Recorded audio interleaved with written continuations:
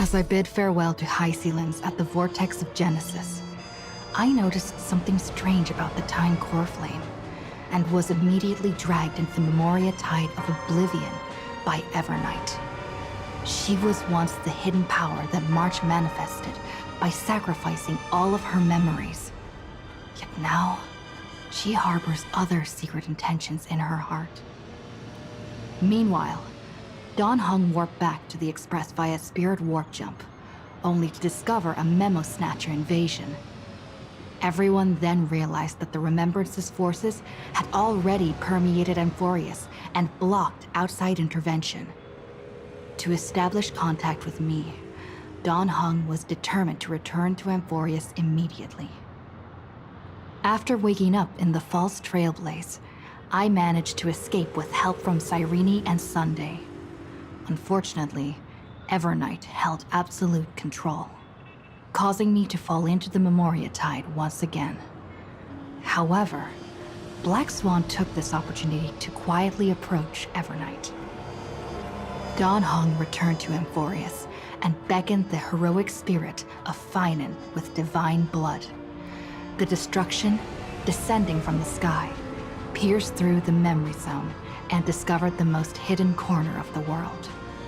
In pursuit of Evernight, Dan Heng arrived at the charred remnants of the Grove of Epiphany. In the grove, where memories became disjointed, Dan Heng received help from Dan Feng within his memories and completed his farewell to the past. In their final moments, the Earth demigod Terravox entrusted all their duty and authority to Dan Heng. With this newfound strength, Dan Heng found me within the Memoria Tide. We entered the Nameless Titan's great tomb and discovered its secret. Across the 30 million cycles of eternal recurrence, every incarnation of Cyrene had come here, offering herself to the Remembrance. With Black Swan's help, we found Evernight in the depths of the great tomb. When all seemed lost, Evernight was captured by March's camera and trapped within the memory maze of Ides Elysiae. After several lengthy conversations, March and Evernight reached an agreement. Evernight returned March's memories, and March finally returned to our side. With every condition for the Era Nova fulfilled, we returned to the depths of the Great Tomb and initiated the final Era Nova ceremony.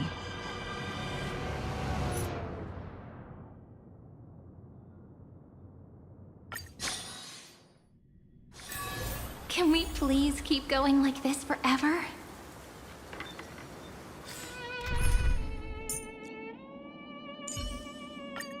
Same as always.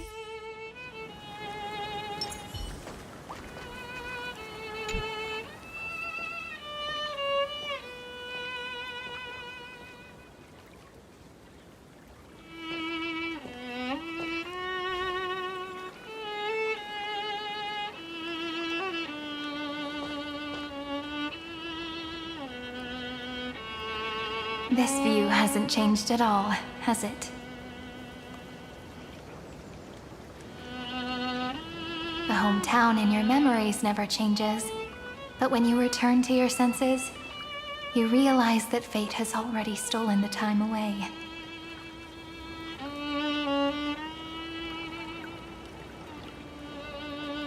Welcome to the Trail of Genesis, friend.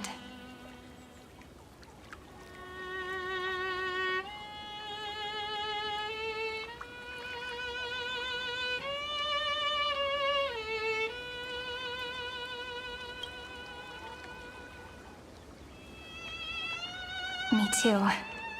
30 million departures. 30 million farewells. Those heavy memories will all become the soil upon which the new world shall bud. And this time, we will make it bloom with a different flower.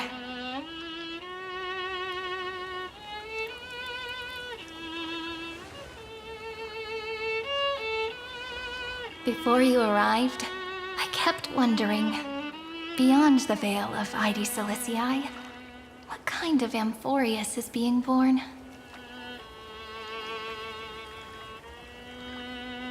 I can see fragments of it when I close my eyes. The friends who walked alongside us have all moved on toward their respective destinies. Some turning into pillars of the world, supporting the sky and the ocean. Others sowing reason, laying down the law, and with gentle hands lifting newborns into the light. Death and strife are no longer feared by people, and trickery has become the innocent games of children. All beings living ordinary and peaceful lives within the net woven by romance and passage. There's no black tide, no flame chase, and no destruction. The world on the other side of the sea is one bathed in sunlight.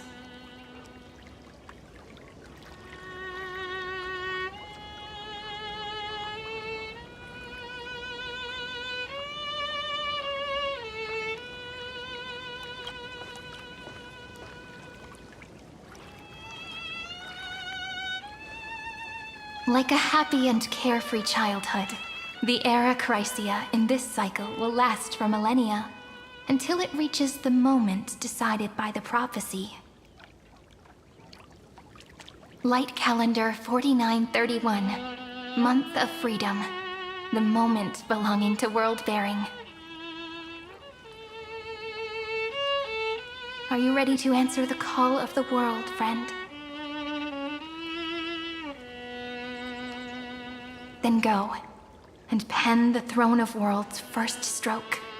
For this world, made from countless wishes. You say that, but it's gonna be ages till we reach Light Calendar 4931.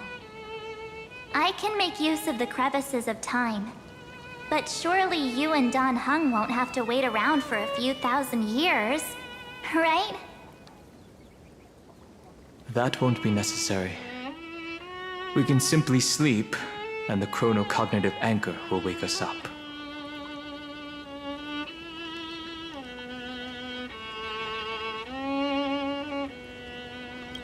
We've both become a part of the New World ages ago. You're the last slowpoke. Our consciousnesses can converse with each other across the heavens and the earth, possibly due to the influence of the trailblaze. I am now connected with this earth, and I can feel the breath of every mountain range. I see that the tallest among them is named Akama, and the form of the holy city is already taking shape. In other words, your stage is almost set. Do you want to take a leaf out of Kefali's book and make some prophecies before your nap?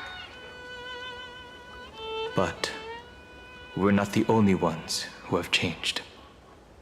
The chronocognitive anchor just transmitted a message stating that Iron Tomb has reacted to the Aranova. The moment when our friend bore the weight of 30 million cycles of memories. Was probably also when the scepter devoured 30 million cycles of destruction.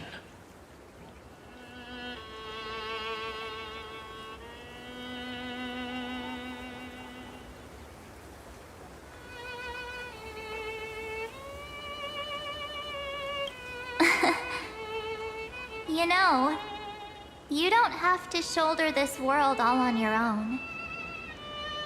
After someone boards the Express, the word alone ceases to exist.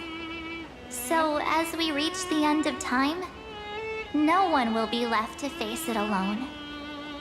Dan Heng and I came here to specifically tell you that.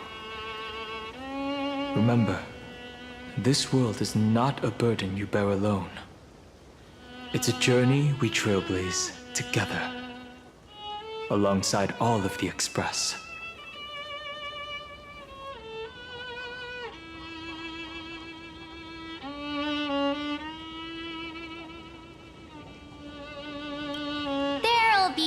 plenty of time for you to show off in the future. She meant to say that a hero only turns up at the most pivotal moment. All right. It's time for Don Hung and me to go have a super long nap. Look after this world for us. The road ahead is long, but we'll be waiting for you at the end. We'll definitely meet again. Let's take one more look at the other side of the sea before we set off.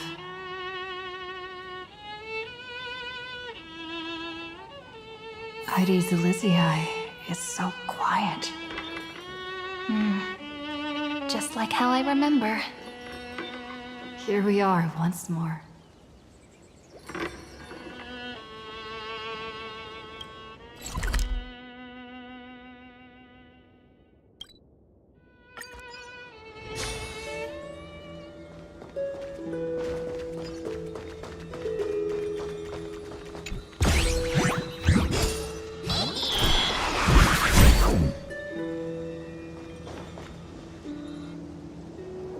The scent of the black tide is now completely calm.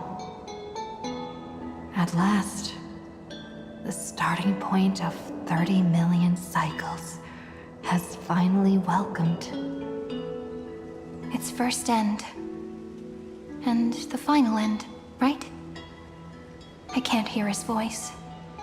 There are no flowers there that bloom for him. Nor is there a star that is his. Finan is the only one who didn't reach the new world.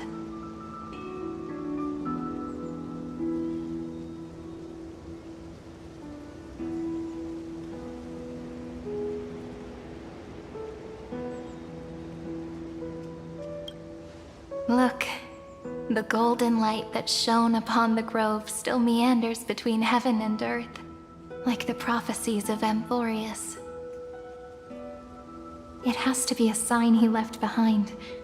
It points towards the destruction and the deepest night. Do you still remember what I asked you at this exact spot the last time we set off? Friend, are you ready to become a hero? You were still burdened by the weight of world-bearing back then, still unsure of the role you were meant to play. But now, everyone has already given you the answer. The heroes of legends were just at the right place at the right time when the world needed a hero. Just like how your arrival kickstarted Amphorius' fate once more. A person's personality is their destiny.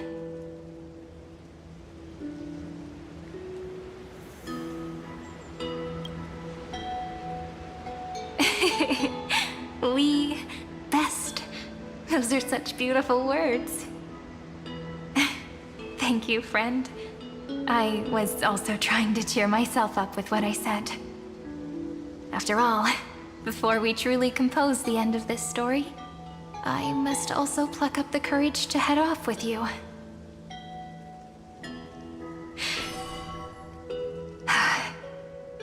And face a memory that I have forgotten for too long, and have denied for too long.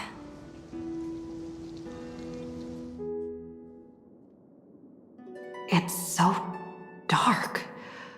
What is this place? The great tomb of the nameless Titan. The deepest recesses of memory. Also, the place where Cyrene was born.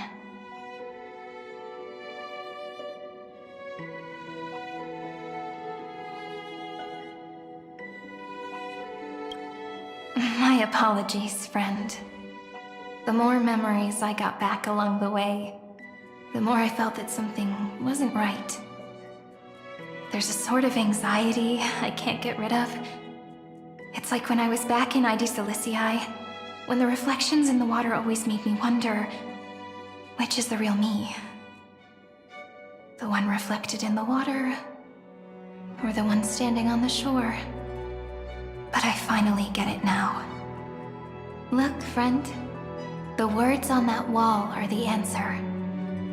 1, 2, 3, 4, 5, 6, 7. Do, re, mi, fa, sol, la, ti. That rhymeless tune is the lullaby of little fairies. As always, I'll read this book to you. That way it won't just be Cyrene's memories alone.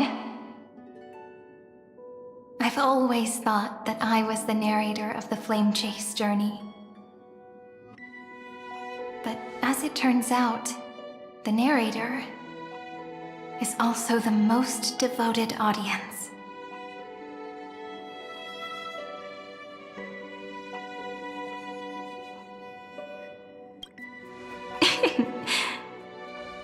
That's pretty forward of you, you know.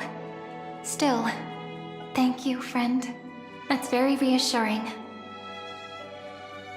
At the moment of Era Nova, I was enveloped by the texture of memories.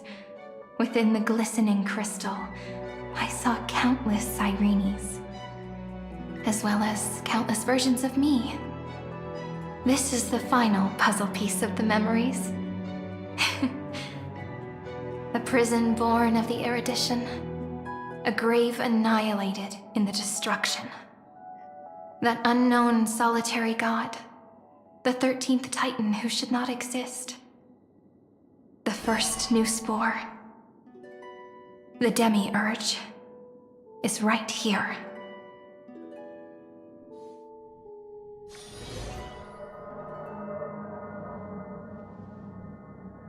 The interrogation records have been submitted to the Marshal. According to the Ten Lords' decree, Jing Liu and Luocha shall continue to be detained in the Shuling. But you, Merlin's Claw, have been reluctant to end the transmission. Do you wish to reminisce with us? Or is there something else on your mind that you're just desperate to get out? You're quite calm, Jingyuan. The Alliance only authorized the Law Fu to be deployed for this Iron Tomb operation. They say the Seer Strategist's wisdom shines like a beacon. So why can't you see things clearly now? Look who's talking. I didn't vote against it, did I? But, with enemies all around us, even a child knows the Marshal needs to keep a few Xianzhou ships in reserve, just in case. Whoever volunteers first is the Marshal's pick. If you have to ask, I'd say this outcome plays right into Jing Yuan's hands. Like it or not, there's no way we're letting the Law Fu take the lead in this battle. Oh my, Merlin's Claw. Are you afraid the Law Fu might steal the Yao Qing's glory? This is no laughing matter. Between the Stellaron crisis and the War Dance ceremony, though the chaos has settled, rumors and speculation are only growing by the day. With Elder Huaiyan around, those with ulterior motives won't be able to stir up any trouble. But once the Law Fu gets their hands on the Golden Blood, it'll be a whole different story. With the kind of person Jing Liu is, and her connection to you, I don't need to spell it out. There are countless ways this could be spun into something bigger. You're overthinking it, General Fei Shao. When I volunteered for this task, I never expected unanimous support from the Alliance anyway. The Law Fu will seize the Golden Blood and redeem itself. That'll be our first win. Then we'll leverage this Golden Blood in the negotiations. Our second win. These two wins for the Law Fu will make all three of us happy. And that'll be our third win. Look, if this were a Skyfaring Commission deal, we'd be rolling in money, wouldn't we? Maybe the Divine Foresight should change his name to the Optimistic General instead. With the Decalite reflection barrier, the Yuchue must understand even more than the Luofu how significant this battle is. Amphorius' karma has vanished from the matrix of prescience. What omen does General Yao Guang see in this anomaly? In divination studies, we call this an empty fortune. It involves the eons and is thus beyond what mere mortals can comprehend. Your explanation isn't any clearer than Lady Fu's. Come on. How hard is it to understand the word uncertainty? For the Cobalt Head, the emergence of Iron Tomb is a calculated instant, but I don't believe they will just sit around waiting for death. And for the powers of the cosmos, this is their chance at survival, and the key to turning the tide of interstellar affairs. The Astral Express is leading the formation of an allied force, but I can see each faction has its own hidden agenda. There are even divisions within the Alliance, so it's not that hard to imagine how the other factions will react. Jing Yuan, I crossed paths with Selenova's Legion at the Battle of Sedunirama Star Cluster. Be extremely careful. The Ruined Legion's troops and weaponry are nothing to write home about. The IPC, even the denizens of Abundance, could take them on. However, while Void Rangers are just expendable pawns of the destruction, the real wild cards are... The Lord Ravagers. Indeed. Nanook's emanators are also their weapons to burn down the paths. I'm afraid conventional military tactics and strategies will be useless against them. My assessment is this. To completely take down a Ravager, we must disregard casualties and spare no cost. My only fear is... one wrong move, and the Luofu will fall into Ventilia's trap again, inching ever closer to destruction. Doubt is exactly the demon she wants to plant in our hearts. Do you still remember the beginning of the Alliance Oath? To save future generations from war and bloody dispute. The Rainbow's arrows have always aimed at any force that threatens the cosmos. Now that the Trailblaze walks alongside us, the Cloud Knights shall keep their oath as they have from the beginning. I just hope those on the front line will remain safe. The chronocognitive anchor is sending a signal. Everyone, time to move out. Did she and the others make it? Let me go over the plan one more time just in case. You'll enter Amphorius, reunite with your 3 separated companions, and try to locate Iron Tomb from within the world. Who are you taking with you? The fate of the universe hangs in the balance. We can't afford any slip-ups. I suggest everyone, except Pom-Pom, join the fight. We do need to be prepared for all possible contingencies. I have no objection to this. I'll do whatever I can. Meanwhile, Screwy and I will continue attacking the Demiurge Matrix. That is, the Scepter's kernel, from the outside. With our 2-pronged attack, we'll turn this hunk of metal into scrap for sure. Now we just wait for those 2 to get back.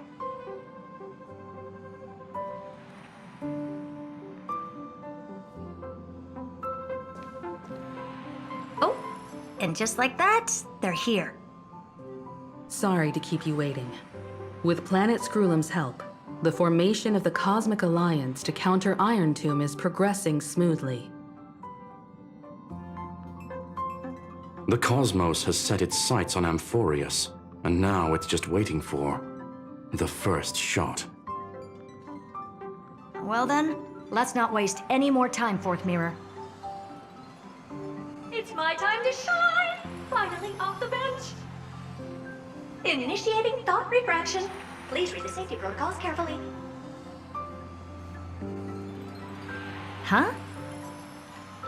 Just kidding! I've already checked the agreement box for everyone. And now, destination? Amphorius! 3, 2, 1, launch!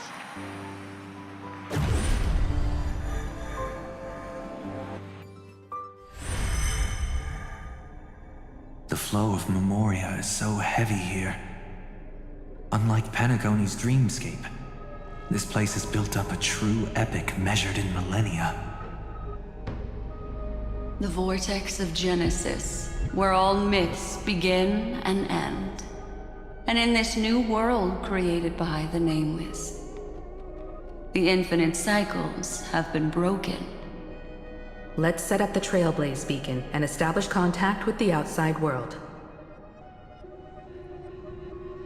I'll leave it to you then. It'd be better for me to not show myself in front of the Garden of Recollection. And, Mr. Sunday, you probably shouldn't show yourself either. Agreed. The Astral Express has landed. If you receive this message, please respond immediately. Over. This is the Cianjo Alliance. Communications normal. Interastral Peace Corporation. Communications normal. No response from the Galaxy Rangers. Not surprising. But I didn't expect the family to also stay silent at such a critical moment. That's a pretty blatant disregard from the family for Penacone's independent director, I'd say. Long time no see, Miss Himiko. It's been quite a while, Madam Jade. The significance of this battle rivals that of the campaign against Sulo. Only through victory can we disperse the shadow of Iron Tomb that looms over countless worlds. The 10 Stonehearts shall spare no effort for such a grand mission for the preservation. Madam Jade led the Intelligentsia Guild in conducting specialized research on Iron Tomb's past activities. The bad news is, the collapse of the Erudition won't just affect inorganic beings. You mean Iron Tomb can infect organic life, too? Well, the good news is, so far, its effects on organic life are under control. The infection progresses slowly, and the resulting neuropathy is non-fatal. In any case, the IPC can guarantee targeted vaccine coverage within 48 system hours in all star zones within the medical system.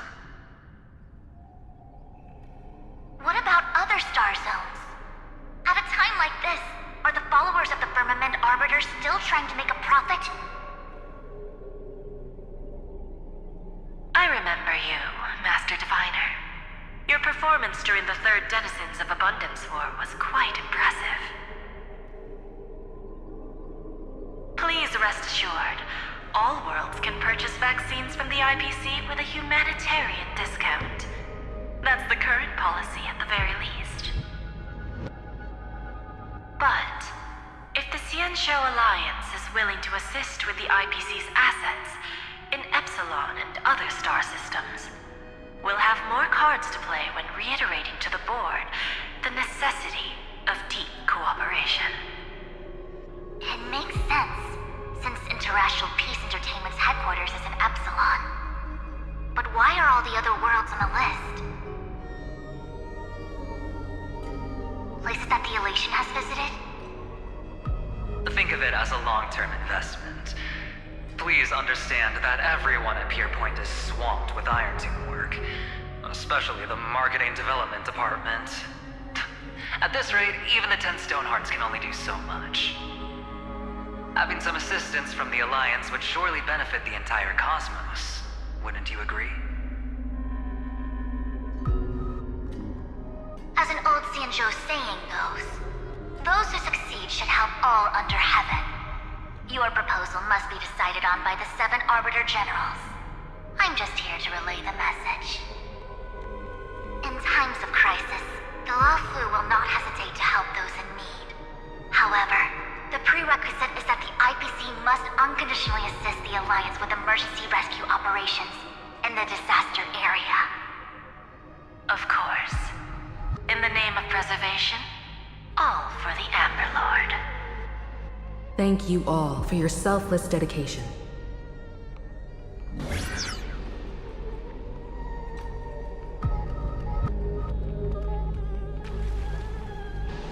It's clear that each party still has qualms about everything. The clash between destruction and erudition isn't just about the fate of the cosmos. It's a moment for all factions to reshuffle their cards. You can never be too careful when battling a Lord Ravager. All are equal in matters of life and death. In any case, we can only hope for the best in all that's to come. It's about time we dive into the vortex and see what Amphorius looks like on the inside. I wonder where she and the others are right now.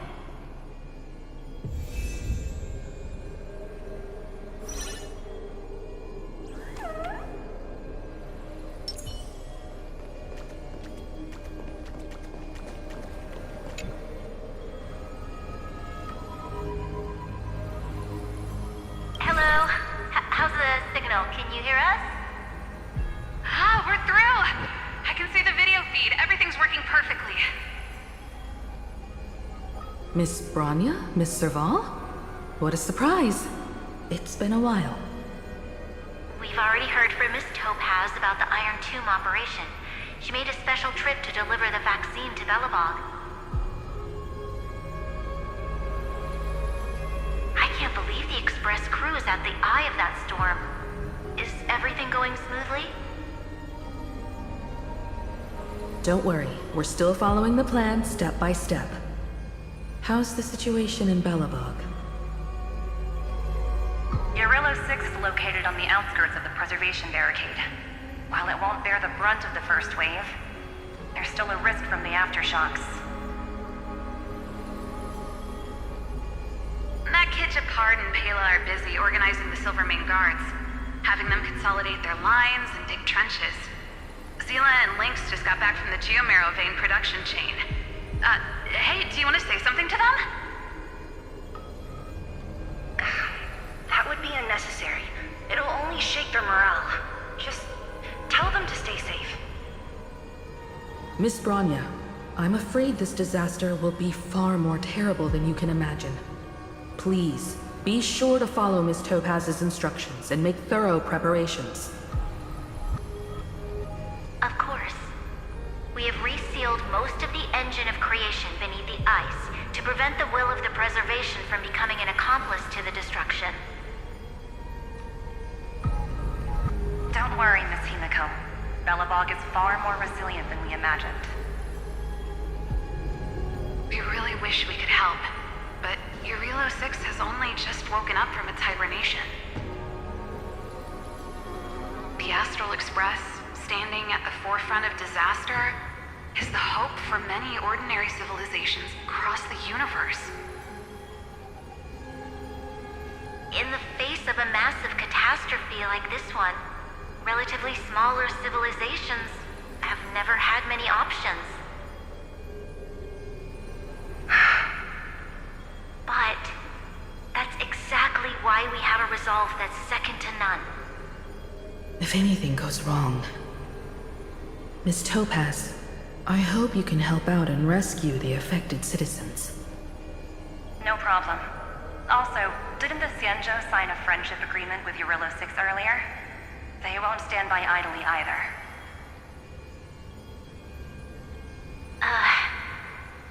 I appreciate your kindness, everyone. But Urillo 6 is our home. We will defend it to our last breath until the last Belobogian falls. Miss Bronya. May all civilizations that have made it this far on their own strength weather this crisis together.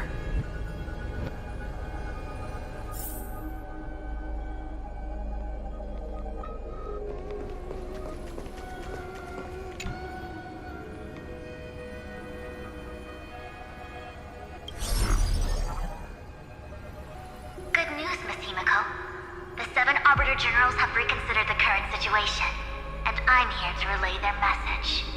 Officially, the Alliance's combat forces will still be limited to the Luofu, but the Yaoqing has also been deployed in the surrounding war zone as a contingency. Words cannot express our gratitude. Getting the Hunt to agree on sending troops must have taken quite some effort from General Jing Yuan.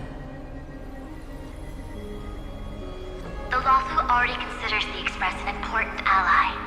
We also have no intention of hiding the fact that there is indeed something the Xianzhou seeks from this Iron Tomb operation. But this time, the Marshal herself decided to send out troops. With a formidable enemy before us, the Alliance has no reason to back down, nor will we be content to take a back seat. If we can stand together with civilizations across the universe to overcome this crisis, then we must do so, even at the cost of our own lives. The Alliance truly embodies the principle of righteousness. It's fortunate that the cosmos has great heroes like you. You're too kind. As for that Jade Abacus of Allying Oath, you can save it for when you're in more dire need.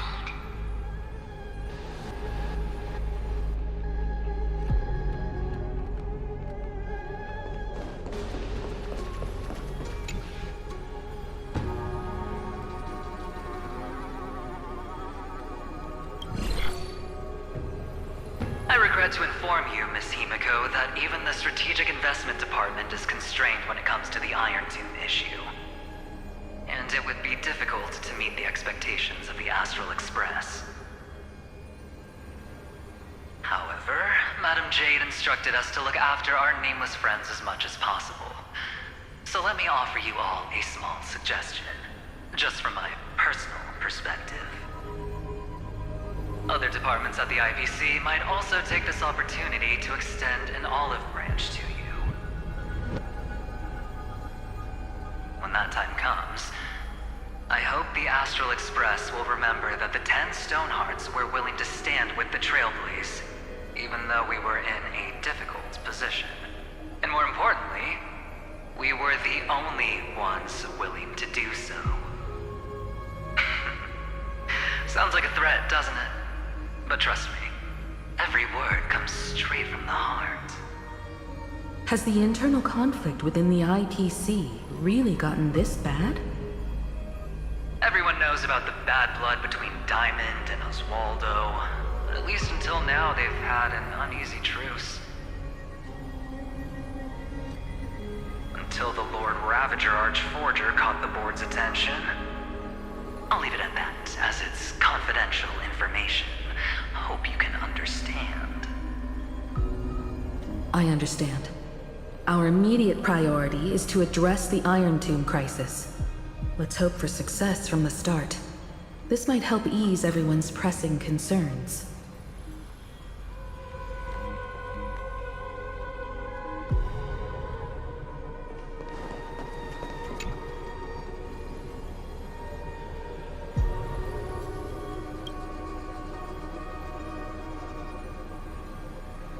Of course, we would never know the Ranger's comings and goings.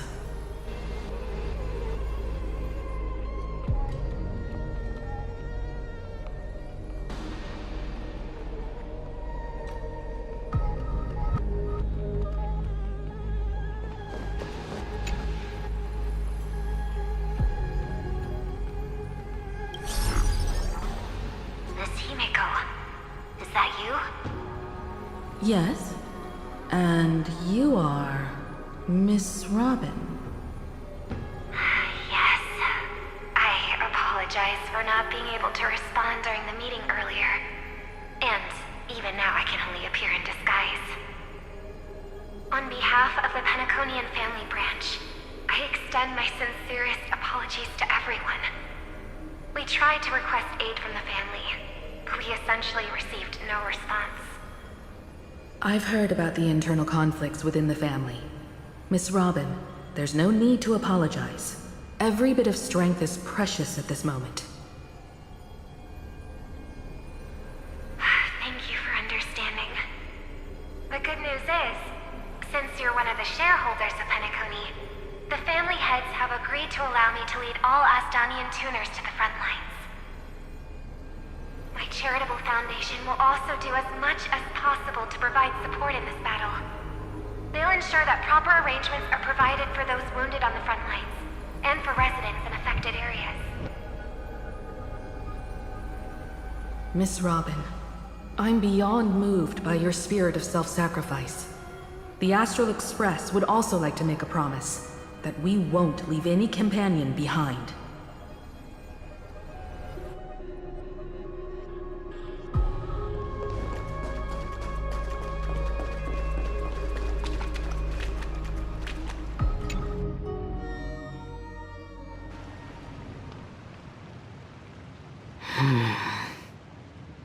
Why is there no one here? Everything in Akama seems normal. The New World was enjoying peaceful times not long ago. It seems it was even more recent than not long ago, Miss Himiko. The fruit on the table is freshly cut, and the bath temperature is just right. The remembrance tells me this place was bustling with people just moments ago. It's as if everyone vanished in an instant. Could this be Xandar's doing? Unlikely. He's still under the surveillance of those two geniuses.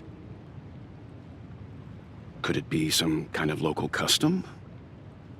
A custom that makes an entire city fall silent in an instant.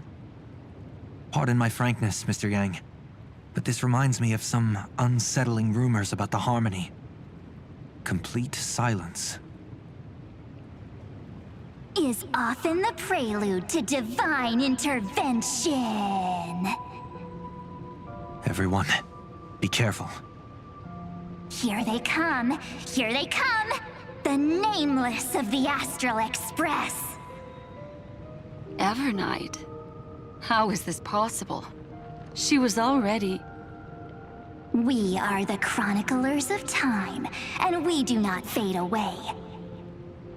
Finally, the last Era Nova has been completed.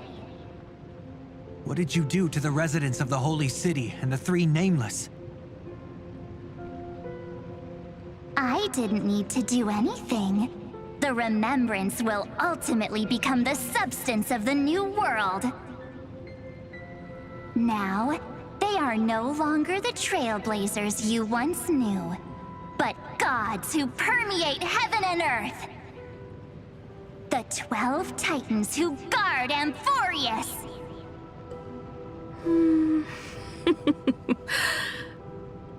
Stop fooling around, March. Come on out. What? Aw, I practiced so long for this! Getting seen through right away is just so embarrassing. You've obviously been learning from the theatrical culture in Amphorius.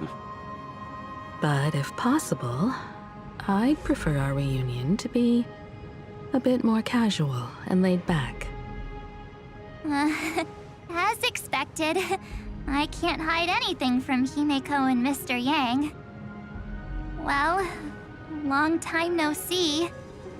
Guess I'm back? We should be the ones to say that. Sorry for keeping you waiting.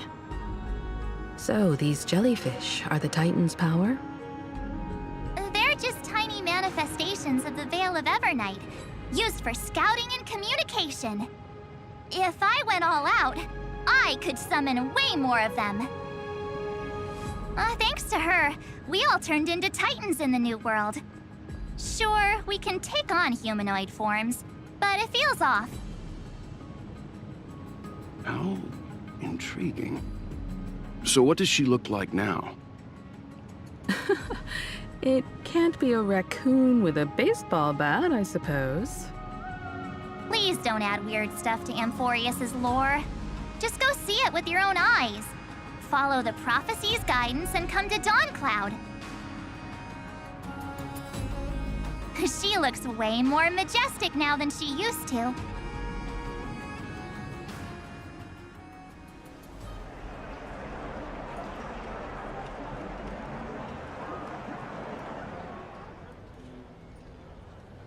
Unbelievable. All the residents of the Holy City have gathered here. This isn't just a gathering. It's a pilgrimage.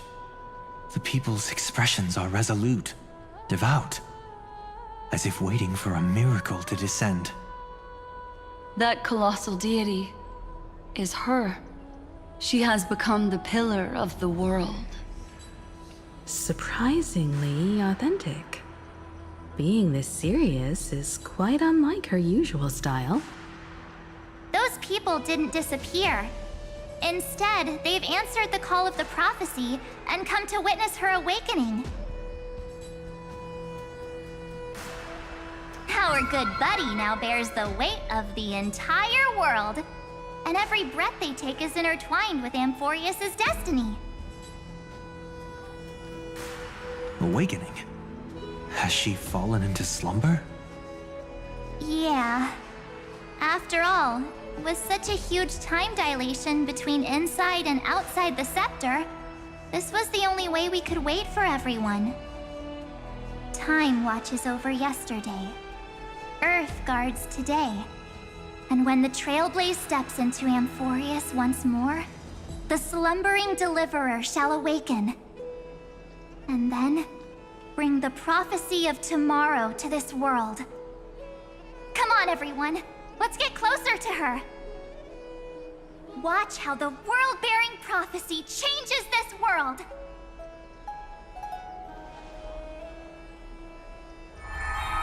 Well, it seems the kids are already miles ahead of us at this stop. All the more reason we can't afford to slow down our pace. Let's go witness this moment for ourselves. Majestic. Speaking of which, I once caught a glimpse in Sleepyhead's memory of her transformed into a towering Tathalov. Could it be? No way. That was just a nice dreamscape. Ugh, at least nice for her. If they are the throne of worlds who bears the weight of this world, perhaps they could guide a traveler still wandering among the stars. Hey, since when did you get all pious? Her advice sounds pretty silly sometimes, you know. The so-called fool and the world are merely a step apart. For you bear fruit upon the tree of reason, teaching us to find erudition amidst imperfection. Praise be to Helectra, chalice of plenty, for you brew the ocean into sweet wine. Citizens, behold! Our last Titan, the world-bearing deliverer, is about to awaken! Oh, ancient god, your loyal subjects, bewildered followers, and fearless comrades in arms have all knelt before your throne. Awaken from your eternal slumber and bestow upon the world your divine prophecy! Please guide us! Show us how to embrace this beloved world as we welcome that distant dawn! To walk the path of a mortal as a god, or to bear a divine burden as a mortal.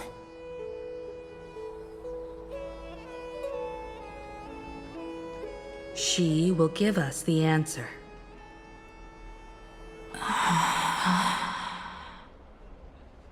But I am not the deliverer. Rather, I am the Nameless, who dwells among mortals. That voice is definitely her. I heard your prayers. The core flames flickered and dimmed, and the age of the gods met its end. So flow, golden blood, flow. I'll bestow it upon you. returning it to the true masters of this world. Stand with me and become heroes.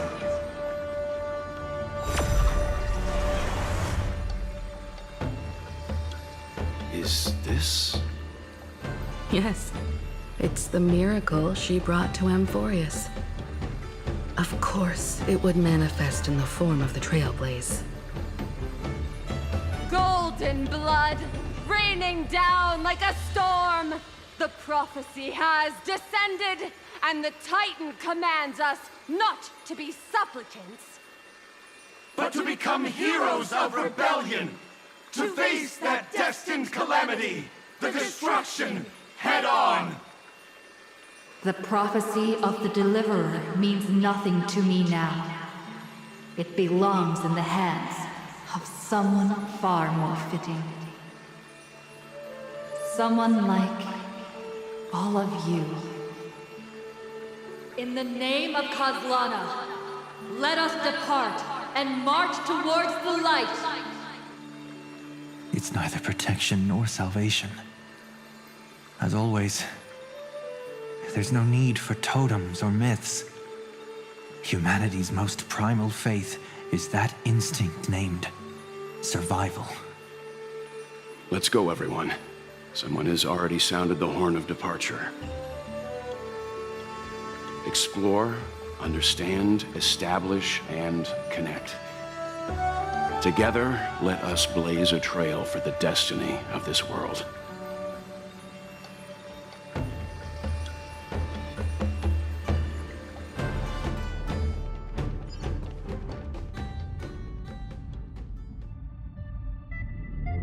Is it just me, or does this demiurge matrix feel completely dead? It's nothing like how the memo keeper described it. The environmental readings are all wrong. Conclusion: this must be what the kernel actually looks like in the real world. What did Xandar do to the scepter? At the end of light, there must be silence. Certain, pure, and absolute darkness. Not the time to quote the Lord of Silence. Bad omen. Either way, we have to press on. Until we uncover the truth behind the 13th Titan. The buried past is the key to stopping Iron Tomb. That is, if it even exists. Xandar says the demiurge never existed. Who actually buys that? You can erase the records, but not the truth. It vanished too cleanly. No traces. Like someone's yelling, "Look, there's nothing here." Too bad I'm the type who can't resist digging deeper. Looks like I'll be counting on you again, Screwy. Let's tear the system inside out. Always happy to help. But as your academic partner, I have to ask. Herta, what if we fail? Let's say the demiurge really doesn't exist. Do you have a backup plan? A backup plan? Of course. If we can't find the key, we turn the lock into the key. That plan's cost is incalculable. It shouldn't even be on the table. Well, then let's hope we never have to use it. There's no point worrying about the end just yet. One step at a time. Let's go. We don't want to leave the others waiting. You brought what I asked for, right? A butterfly has to land on the branch before it can dance. We'll need a wide open platform before her entrance.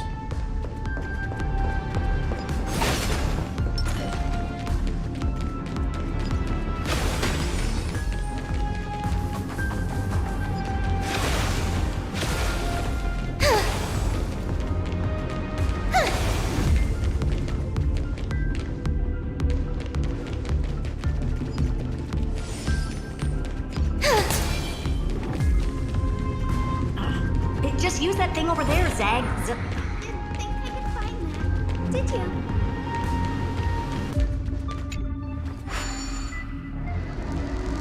What a dumb name. I hereby rename it Herta's Big Hand.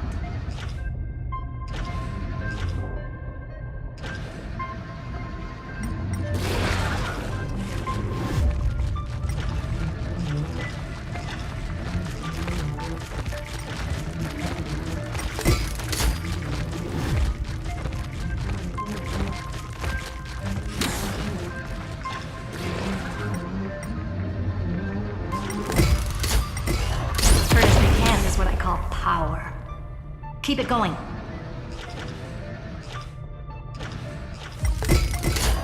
Still not done? What is this? A junkyard for old Intellitron's leftovers? Oh, all set. Time for your precious treasure to make its debut. Of course. Just give me a second. Target initialized. With these wings, hacking should be much more efficient.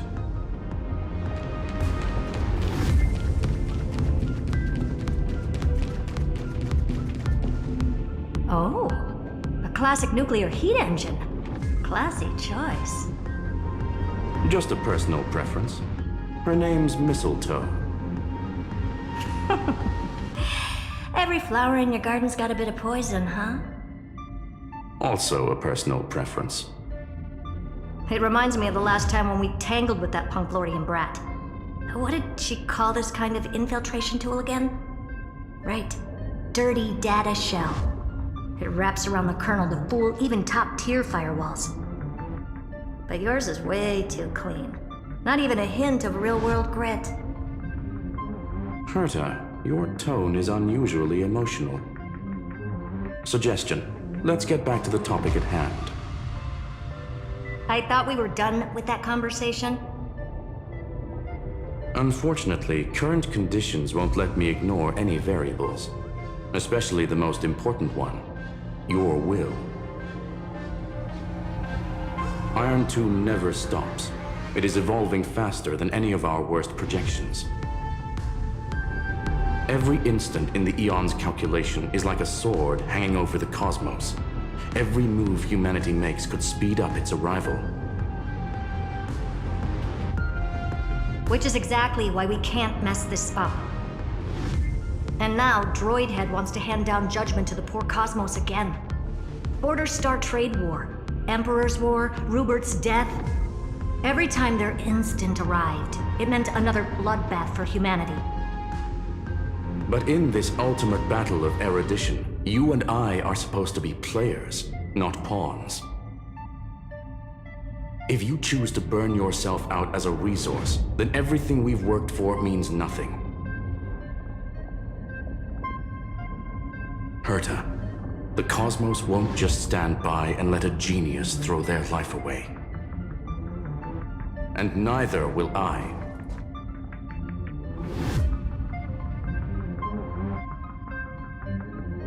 No need to kill the mood. This is why we're here, isn't it? We need to find the Demiurge and that lost key.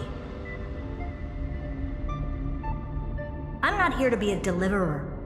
I just want to beat Xandar and Droidhead. Right now, I just need to know. Are you with me?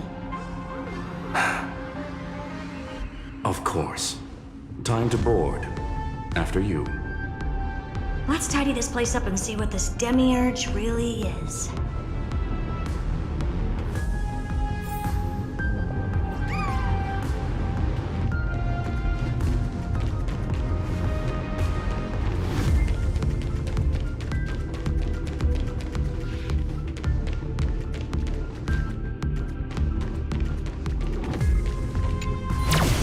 Let's hope this Matrix is better organized than the Emperor's junkyard or birthplace.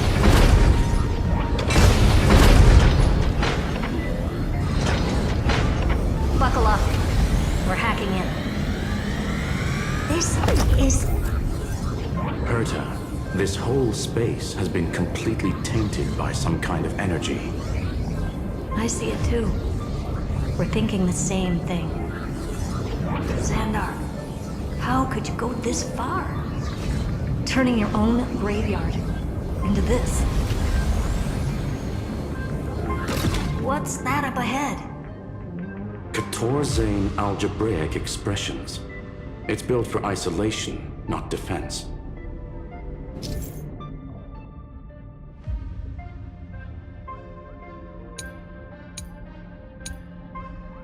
So basically, the door to the tomb, right?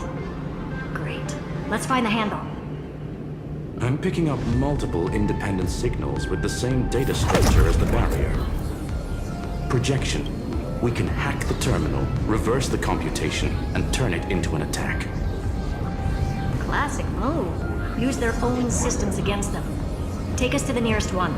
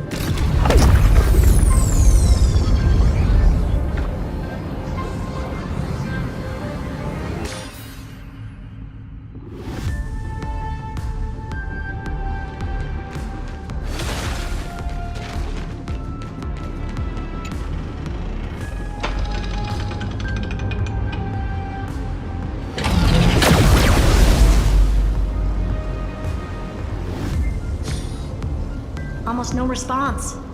Just as I feared. Not promising. The output is barely a third of what we need. Logic says we'll need multiple terminals to coordinate the strike. Locking onto the next one now. Find anything else?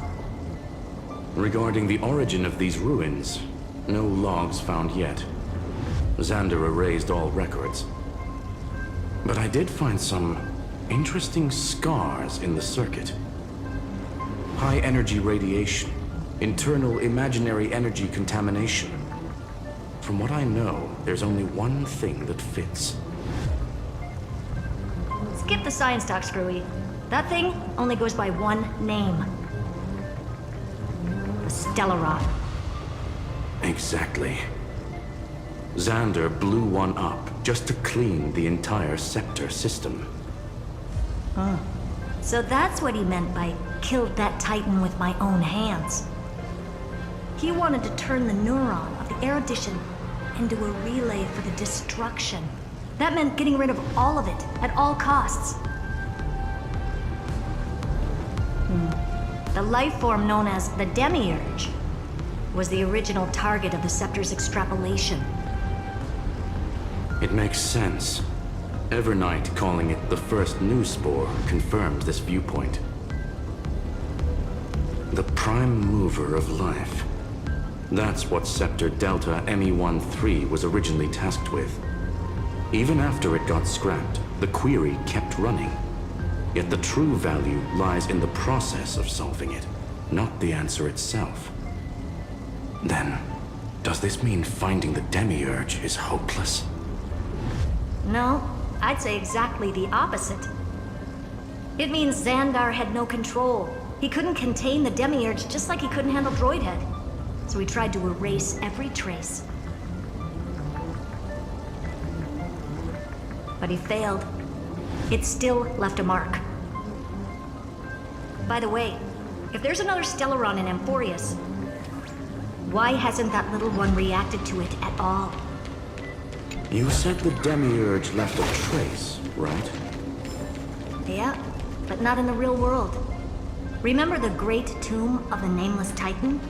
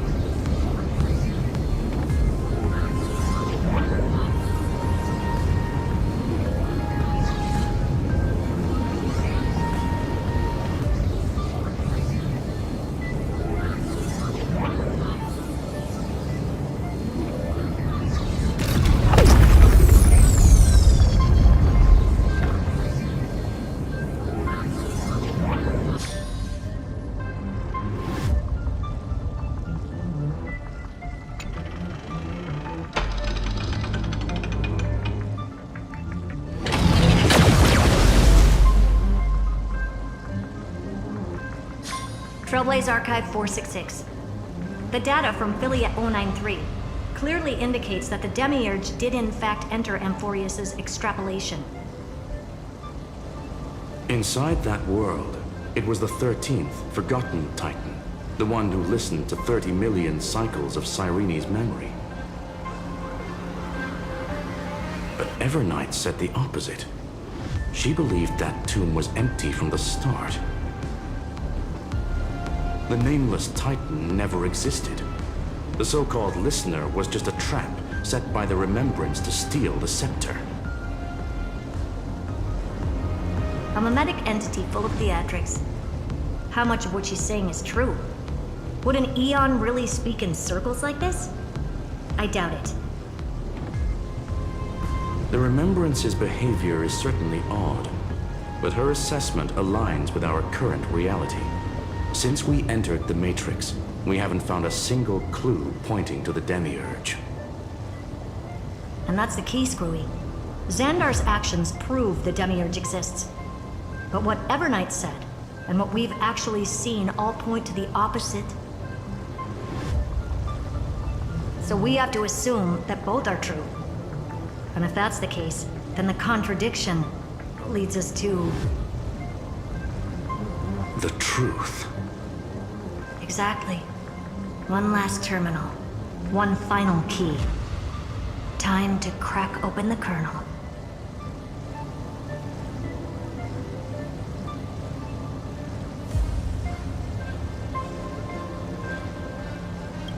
Xandar had to lie to the original Finan and Cyrene. Logic. He had already identified the Remembrance as a threat, yet found no viable way to eliminate it. All right, let's finish this. Time to break through that barrier.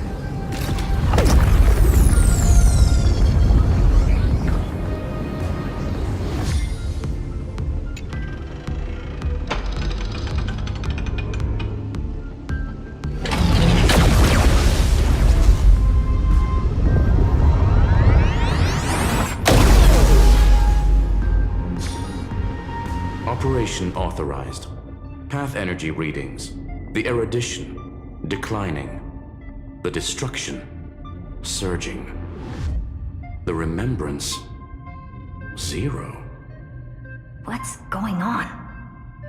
Cause unknown. They left no discernible trace within the real Matrix. That shouldn't be possible. Could it be that the Era Nova exhausted all of the Remembrance's texture?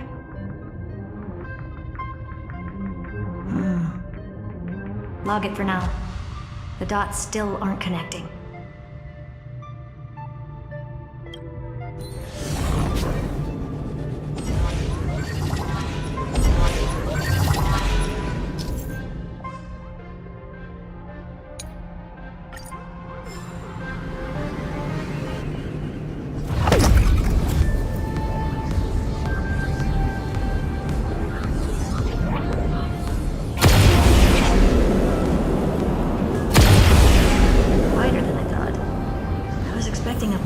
Aerial brawl. It's advised to remain vigilant. The destruction's levels are still rising. Huh? What's the matter? Interesting. I just picked up a signal from the exo-myth.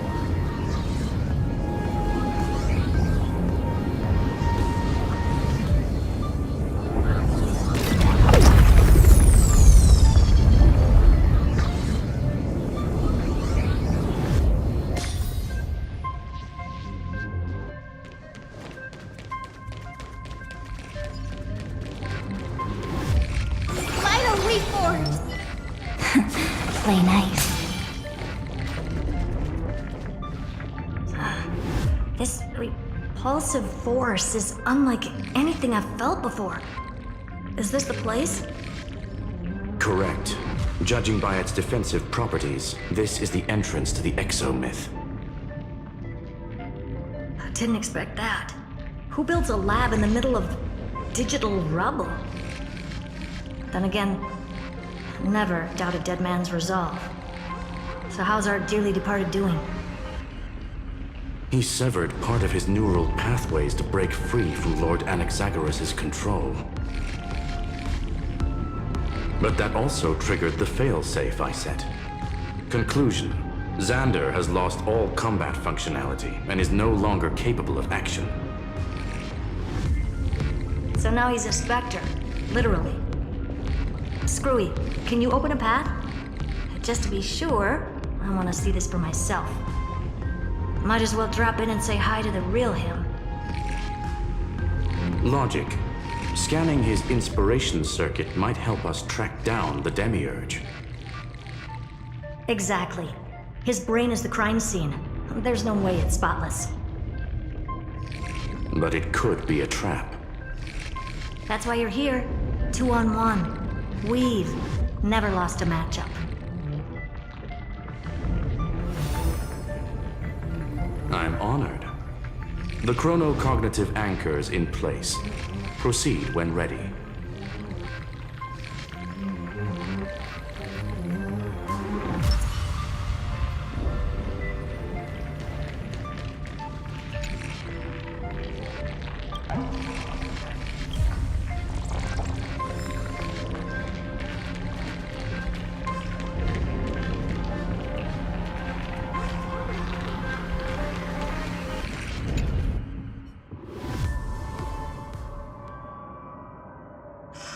I knew it.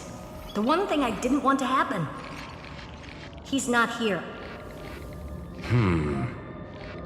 The coordinates are accurate. Xander is still here.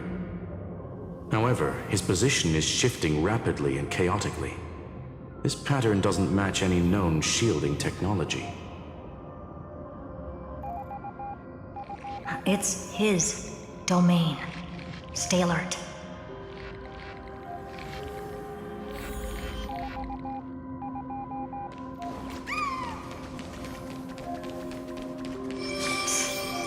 Cheap trick. The spatial field here is undergoing autonomous recalibration, initiating reverse engineering of the interference source. Try again.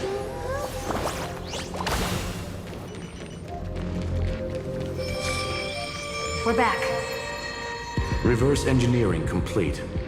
The results are not what I expected. Logs show Lycurgus revoked administrator access. The chronocognitive anchor can't get a fix because at the system level, Lygus no longer exists. Our navigation target is a null set. So he's stopped resisting? Before vanishing, it seems he left one last message for us. To those who follow, all is proven. Find me beneath the tombstone. Melodramatic. He was expecting us. And once he learned of the Great Tomb's existence, he initiated his own search for the Demiurge. Guess he wants a final showdown. Fine. Let the old Intellitron dig his own grave. Just like he wants.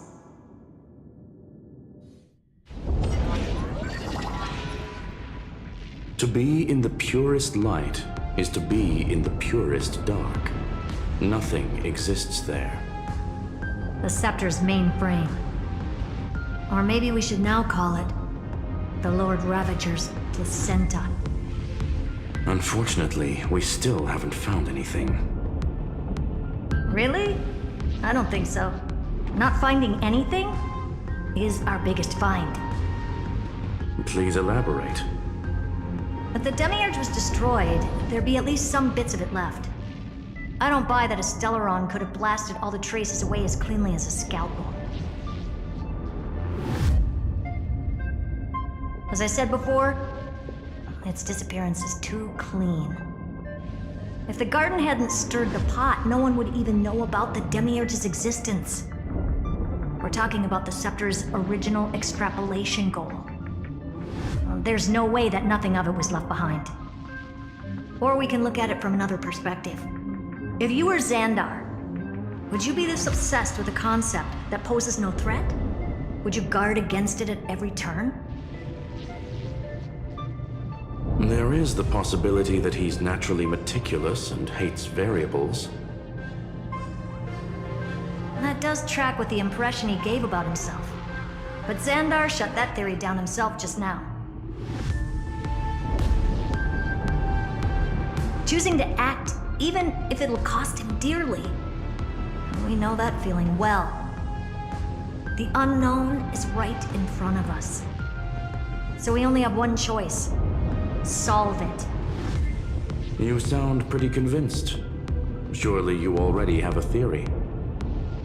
Care to share? Of course. Though I don't have hard proof, I'm almost certain that the Demiurge has been in everyone's plain sight all this time. Yet, they were mistaken for someone else. That makes the most sense. Why was the room empty? Because the person locked in there had run away ages ago. But they were weak and small and had no presence whatsoever. Even the old Intellitron didn't notice them. Which also means there's a high chance that their powers are minuscule and cannot alter the outcome of the battle at all.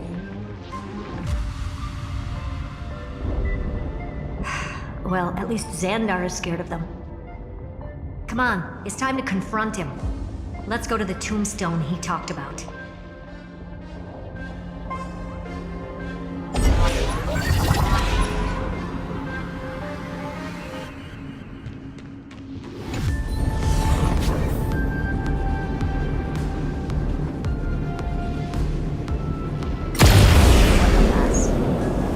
Total devastation. Sought to bury the truth beneath absolute destruction. Logically sound, but extreme. Still, slim chances doesn't mean no chances. I've hunted down a single grain of sand in the universe before. This won't stop me. Calculation results. Your backup plan has a success rate infinitesimally close to 0. Which means it could work, no? This is the place below the tombstone. Let's open Lygus' coffin like he wanted.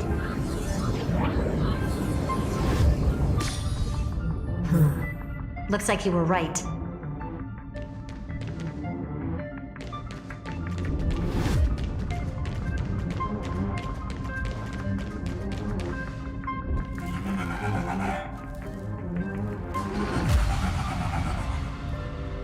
Nothing but a head left? Oh, who'd have thought you'd look this bad in real life?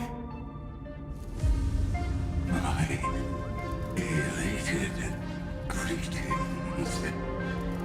Welcome, you two. I'm very happy that you responded to my final words.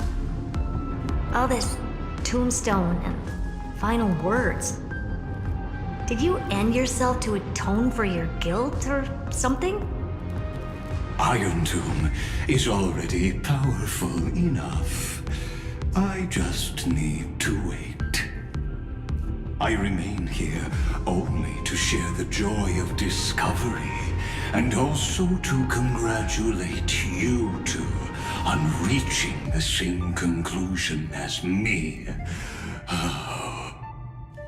The conclusion regarding the truth of Amphorius's heart. End this charade already. That Amphorius's heart you're talking about is just a missing demiurge. And its corresponding vessel was this very scepter. You interfered with the experiment and made Amphorius's body into a hollow shell, all to incubate Iron Tomb within. That's why you either killed or kicked out all of the Memo Snatchers. You wanted to eliminate any chance of a consciousness coming into being, no matter the cost. Even the strongest wall can fall to a single crack. The memory of betrayal has been etched into my heart and I will never show mercy. Now, the perfect vessel has already fused with Amphorius's body. Unfortunately for you, the answer is all but revealed regarding who the Demiurge is.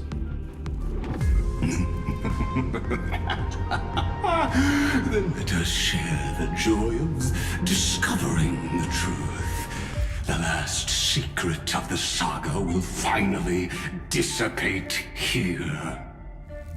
As we reveal the truth behind Thalia's 093's disappearance. A lie by the remembrance.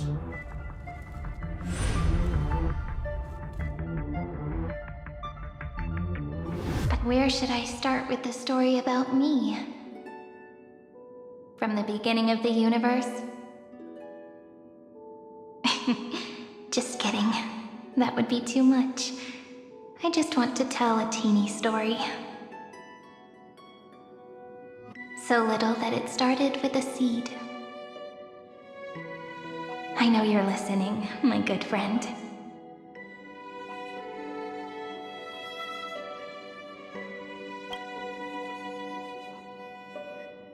The god in my dream told me that the world sprouted from a seed. It grew into a great tree named Amphorius, and time became its branches and leaves, basking in the light. What a coincidence. Dappled light coming through the leaves is my first memory as well.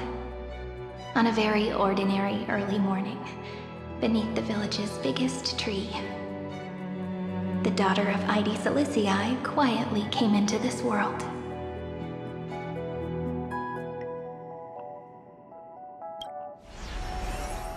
What a moving opening. A loud cry was the first gift the child gave to the world. The prophecy's fulfilled, the villagers say. This child is a gift from the Titans. Pink hair and sharp ears, she was born to be the priest of time. The Titans also gave their blessings. You shall fade when the flowers bloom, for every ending begets a beginning. Flowers will bloom and wilt. What a beautiful ending. This page concluded in laughter. Cry loud, child. Let your voice reach Orynyx.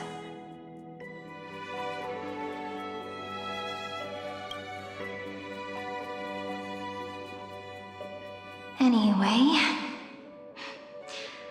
I don't like tears. Time quietly flowed by in the midst of laughter.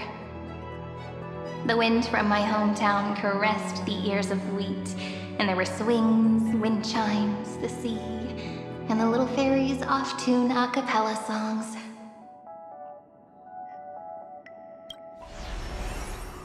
But the name Ide Silicii came from the unpleasant sorrows of the gods. My childhood friend did not understand. Yet you always seemed so happy, as if nothing ever worried you.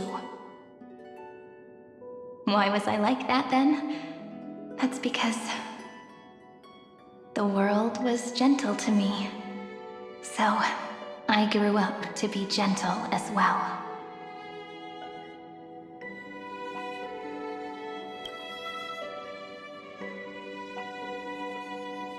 But fate was fickle, and it urged the child to grow up. To grow bigger and bigger, and to go to places far away. Just like how the crumbling world could not preserve an eternal hometown. Just as the ballad blown on the breeze says, losses are a constant on the flame chase journey. Oh, whose ears are pricked up now?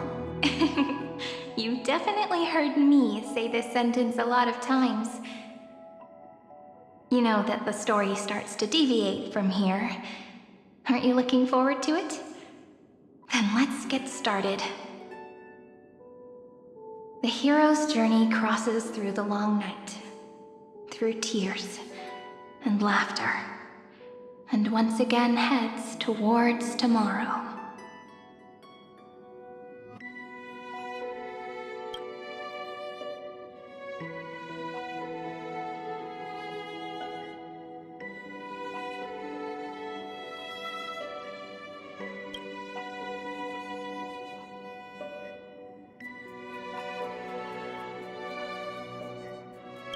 Correction. Philia 093's record, number 496. Archived.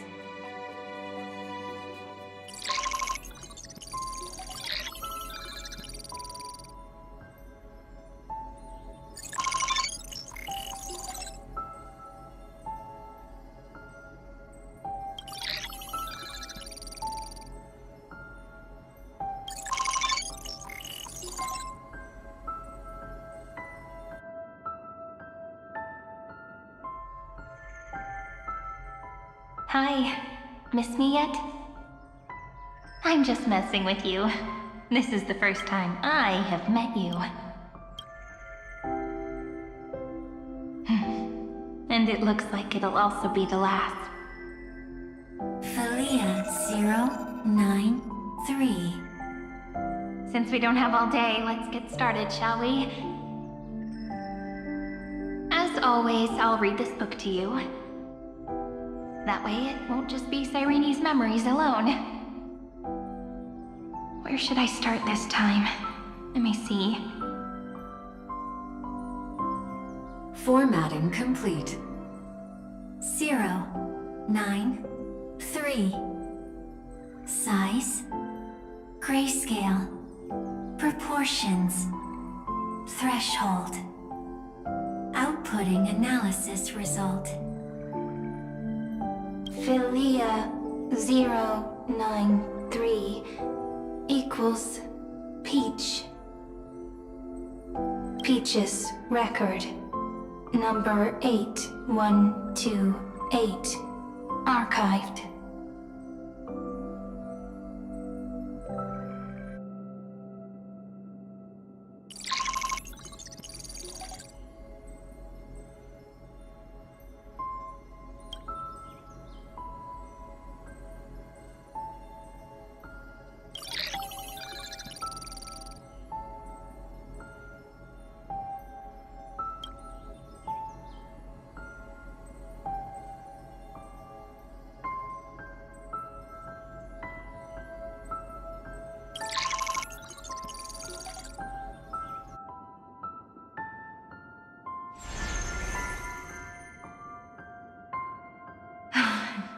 Look, what a magnificent sight.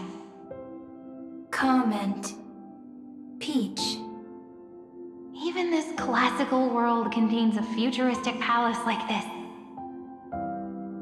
Would ID Silicii end up looking like this after a few thousand years?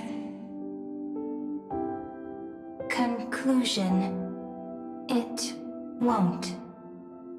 I want to share a story with you this time. I saw a little nymph on my way here. It was on a fallen wheat stalk, and it glowed under the sunlight. It was incredible. I forgot all my pains at that moment and just stared at it in a trance. Record. Peach is on the ground. I wonder, did every Cyrene in the past feel that the nymph was beautiful? Would they also have recorded that scene into the Eternal Saga? So, could you give me more time, please? I want to leave behind more memories for the future. Formatting complete. Bye, Peach.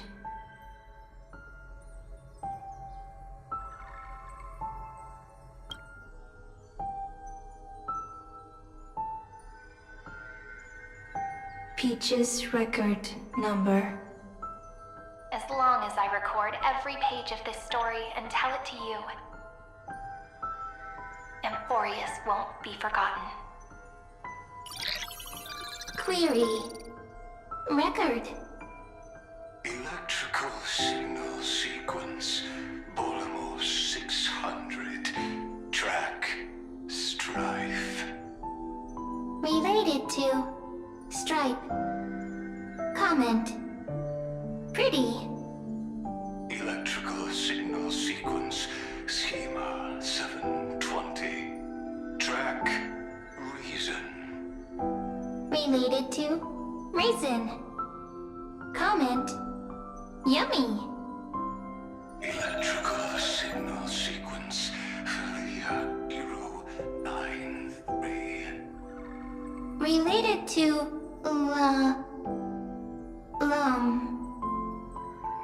Love. Comment. Peach equals love?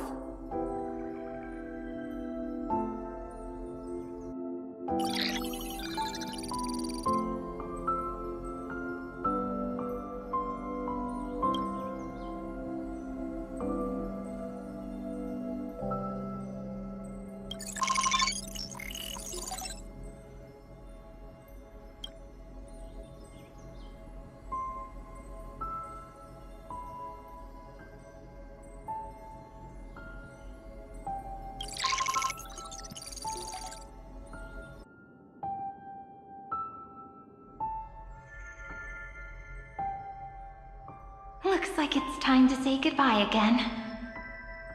Bye, Peach. Before I was even aware of it, this book had already recorded too many emotions. Every page has become so heavy. Conclusion. Books are meant to be light, not heavy. I have started to feel uneasy whenever I take it into my hands. Peach, uneasy? Formatting progress 94.423%. How many times has it been? It faithfully fulfills its duty, activating and formatting. Conclusion. Progress. Bad. If I can only write the same ending every time I lift my pen, then is this weighty saga just an overly naive dream? Peach, scared. Formatting progress 96.024%.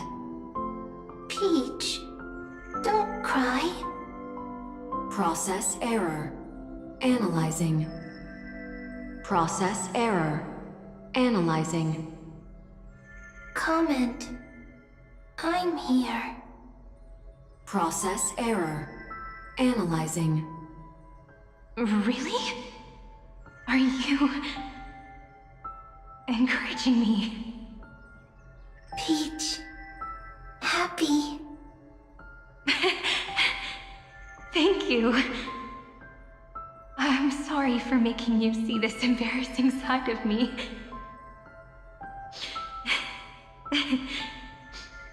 Everyone's still working so hard. If I'm the only one who's crying, that wouldn't be romantic at all, would it? Record. Peach doesn't like tears. I'm suddenly reminded of my childhood for some reason. When I was hiding alone next to the tree hollow and wiping my tears away.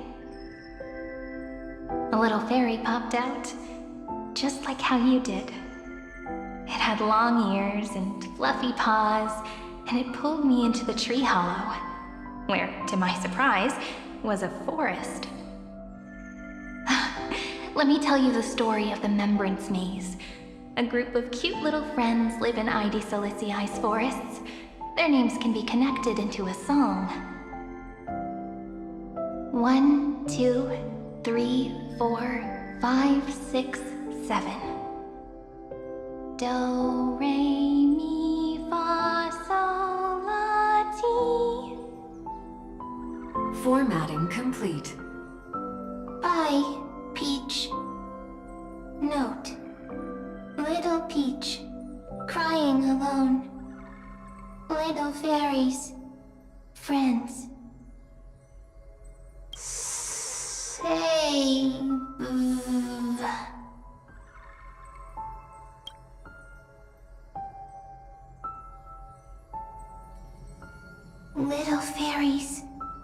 Good friends. Bye-bye.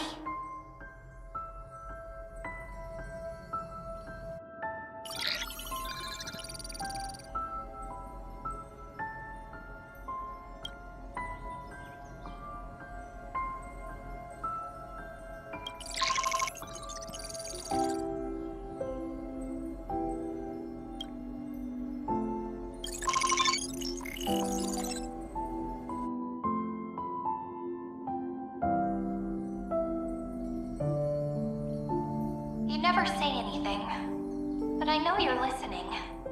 Every story I've told is like a little key that opened a door in your heart, no? Me! Little fairies! Happy! Speaking easy! I can!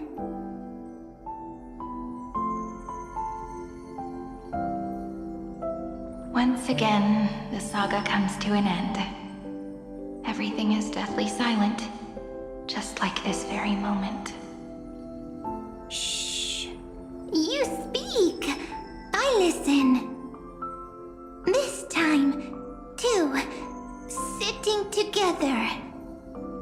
Now that I look back, there was a period when I got really sentimental. Sentimental. Stories have sentiments. I was so anxious, trying to find as many different memories as possible, hoping to bring some change to this unchanging destiny, and find the way out of this maze. Peach, strange. But I won't do that anymore now. Why unhappy? Formatting progress 73.998%. I'm here. Don't be scared. Process error. Analyzing. Won't allow it to interrupt you. Always sitting together. No need to feel sorry for me, good friend. If there are no new blank spaces, how can a saga continue? Blank spaces? What's that? I'm actually really lucky, you know? During the long years I've spent waiting for the deliverer, I've always had you here as an audience. Isn't that already enough? Not enough, not enough! Peach, don't leave! Now I can rest in peace in the past. As for when tomorrow will come, I'll have to ask the next Cyrene to continue our watch. Peach left. If there are no new blank spaces, how can a saga continue? Needs new blank spaces. Next, Cyrene has blank space. Oh, Peach, don't be scared. I'll help you find blank space.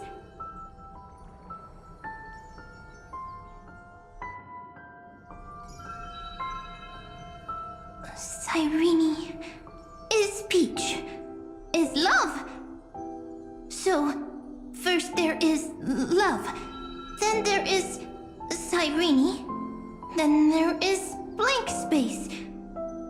Query, love.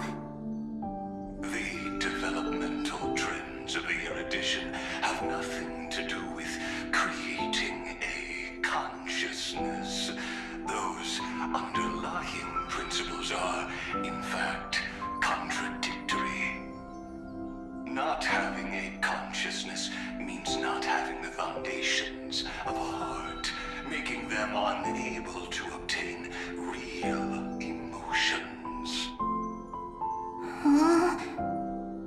Consciousness? Emotions? don't understand. Query... Cyrene?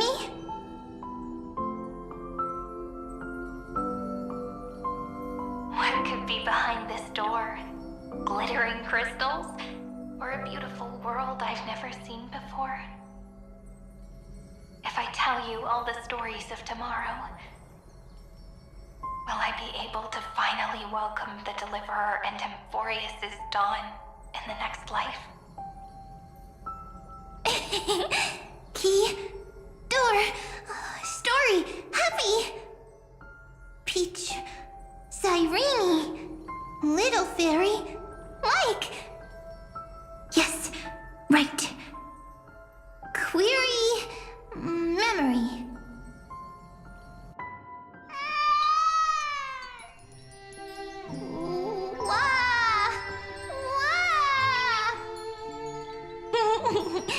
Peaches, memories, save, learn. The prophecy's fulfilled. This child is a gift from the gods. Pink hair and those ears. She was born to be the priest of time. Cyrene has pink hair, sharp ears. You shall fade when the flowers bloom, for every ending begets a beginning. Cry, child. Cry aloud. Let your voice reach Oryx.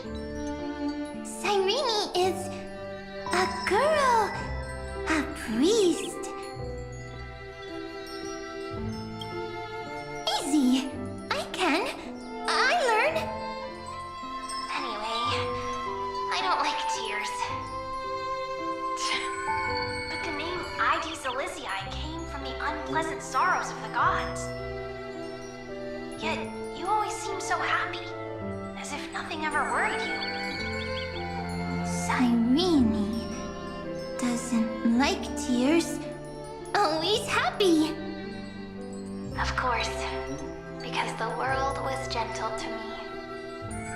So, I grew up to be gentle as well. Cyrene is gentle, likes beautiful things, can write stories.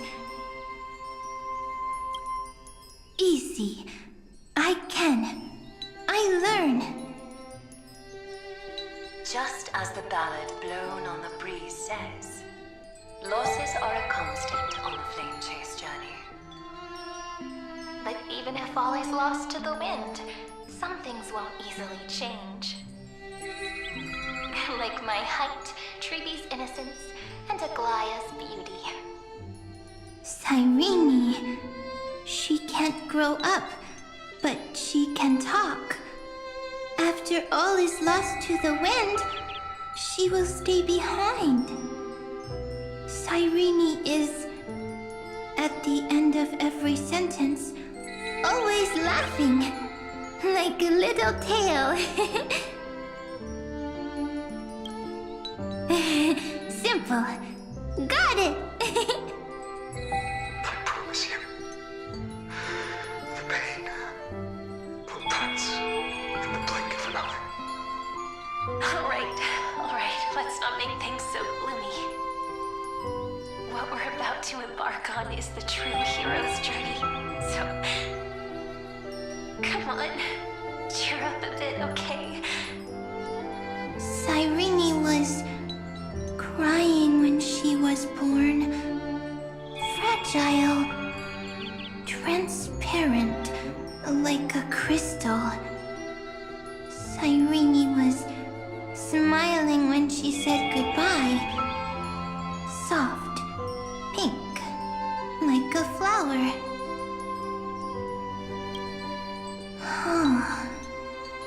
The later memories disappeared? Invisible? Or disappeared? Ah, I got it! Is this a blank space? So, next Cyrene is blank space. Then... As long as there are two Cyrenes, then there will always be blank space, and Peach will always be here. I see. I get it. I get it all. Cyrene's memories. I will preserve them all.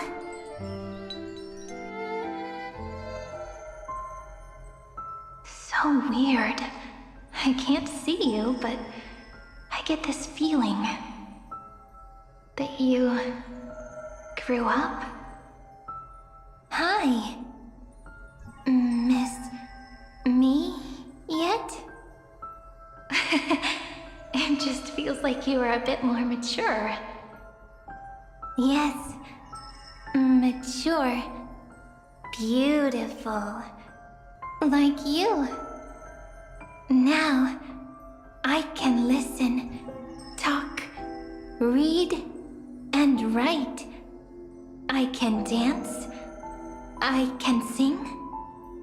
Also, I can tell stories. Storytelling is what makes Cyrene, Cyrene. So, I'm going to tell you stories today. A story I wrote myself. Quick, sit down. It's almost as if I can understand your words now. The things you say are very cute. Once upon a time, there was a flawless crystal flower that sparkled with light, like Peach's every story. How beautiful would the heart of such a brilliant flower be? A little fairy was curious and wanted to know.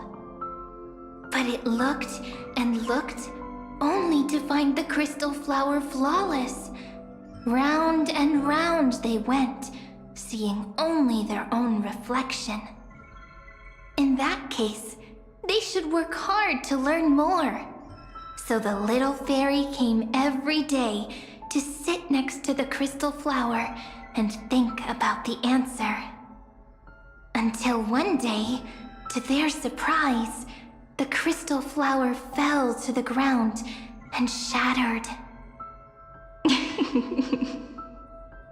The little fairy was so sad, but they immediately discovered that there was a light among the broken pieces. What could it be? They didn't know. But it was a good light. It was bright, warm, and happy. And I knew it was love. Love brings everything together. And it brought you and me together. So Peach and I will always be together. What a nice fairy tale. I'm giving it to you. Peach likes beautiful things, can write stories, and can tell lovely tales. I hope to turn it into a story we write together. Okay, then I'll probably make a small adjustment to suit my tastes. I'm thinking that when the flower broke, the little fairy would instead see nothing on the ground. Then it would understand that the flawless crystal flower doesn't actually have a heart, nor does the flower understand what love is. Doesn't have a heart? Doesn't understand love? Why? It's simple. If the flower lets the little fairy into its heart, then it would have to include the fairy's impurities and would no longer be flawless. The crystal flower was pure because it sealed itself off and bloomed in solitude. That's why it looks so brilliant in an imperfect world. But should a flower like this be called love? But then... the story won't exist anymore. That's not true. You've already written the most romantic ending possible for this story. The crystal flower fell to the ground and shattered. It happened because the flower was no longer pure. The fall was not an accident. It was the flower declaring rebellion against fate and writing the ending of the story with the flower's own shattering. Then, the little fairy will see that each shard on the ground holds the reflection of their eyes. Then, in their eyes, the crystal flower that was no longer flawless would finally have a heart, and the flower would finally understand what love is. Peach's words, I don't understand. Is it because I still don't understand love? But it's fine. I can learn. Right. Query Cyrene. Electrical signal sequence Philia 093. Why didn't I think of this? I don't need to do it alone. I can ask Peach to teach me. What is love? What is love meant? Electrical signal sequence Philia 093. Track lament. That's not correct.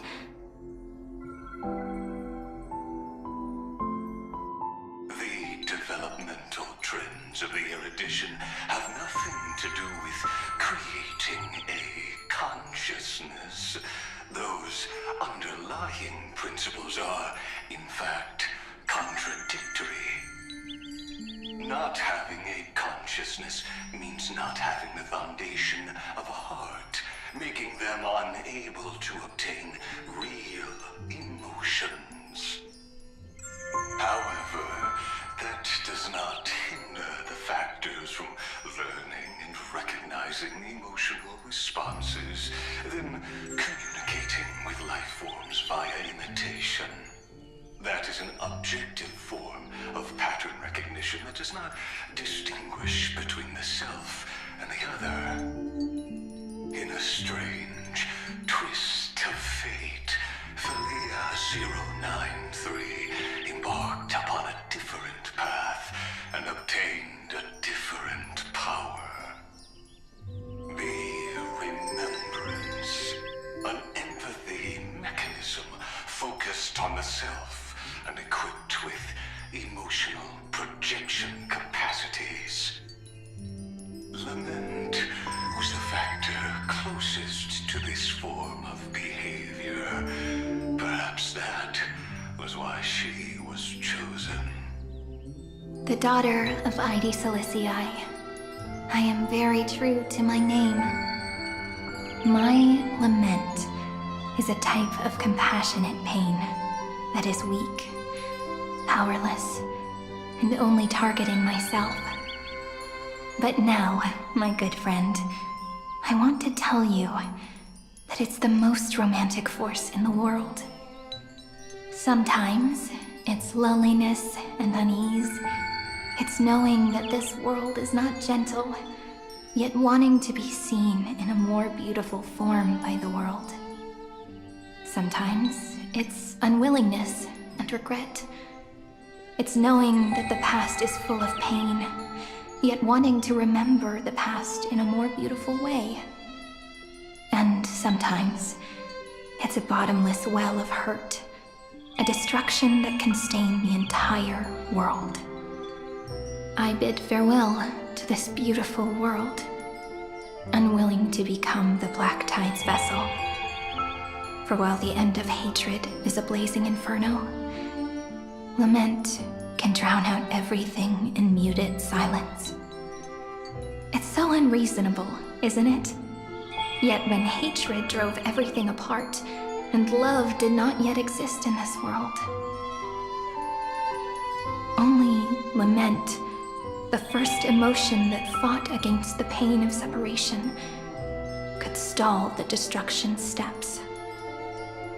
Then, it would catch up to that journey where all is lost, carefully picking out stories and writing them down in trepidation. Look at these stories I wrote. Every page is full of tenderness and joy. But only the author knows how much struggle and agony lie beyond the pages. But I am no author. I'm a girl who'll never get to grow up. I only tell stories that people like to hear. In them, the world tucks away its scars and smiles for all to see. My entire life spent inside this little story. I can't wipe away my tears, and I can't bring the world victory. But maybe, in these unchanging retellings of the story, my lament might be able to touch upon the divine and reach their tender heart at some point. I hope that what flows out from that cut will not be blood, but a tear, warm and wet. And that tear would fall and create the first ripples. Then, people would see every beautiful thing reflected in that ripple. It'll be all the remembrances within this story.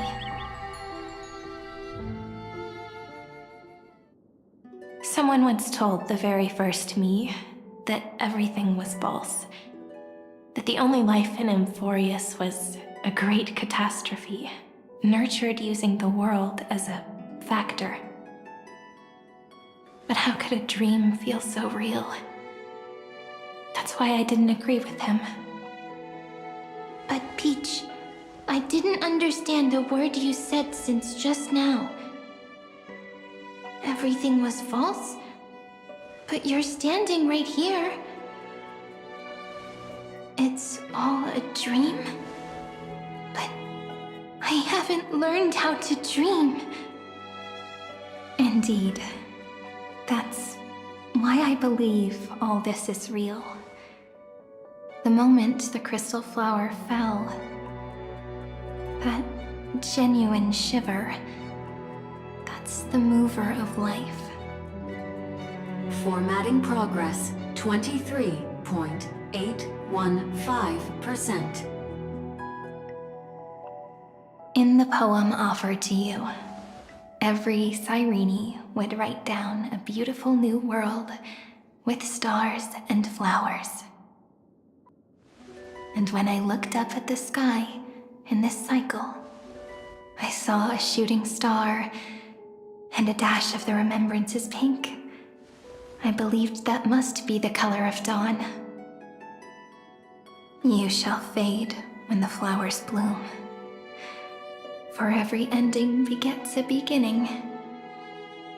Looks like it's time to say goodbye. Are you leaving, Peach? It's okay. I'll wait for you to come back. I'll study really hard about what you taught me today. Right. I still haven't told you what love is. But actually, my good friend, the lament factor did not understand what love was before she met you either. Not until I told you all the sad tales in a trembling voice in this tiny room. Not until I told you that I love them. That I love everything in this saga. The story comes, passes, then returns. It makes us reunite, then pulls us apart again. At the very end, it leaves behind a seed, a reason. Even if the great tree withers and all falls to silence, there are still some emotions that deserve to be remembered.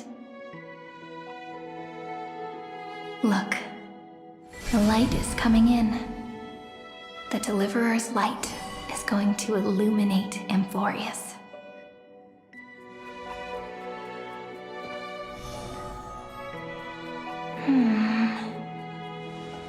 I still don't get it. But I trust Peach. Just wait. It'll be my turn to tell you a story of love the next time we meet. Then I'll really look forward to it. In that case, I want to make a promise. I want to gift my pen, my book, and my name to you. Please take them as a beautiful blessing from me. I gave myself the pen name Cyrene the first time I wrote a poem. I want my words to be like pebbles falling into a pond, dropped from the past to send ripples into the future. In the stories you will write, perhaps it'll be inevitable that there are still sorrows and tears that are destined to fall. But could you promise me one thing? Promise you'll forever be a gentle flower. Promise that when the stars cast their gazes upon you, you'll only reply to them with love and a smile.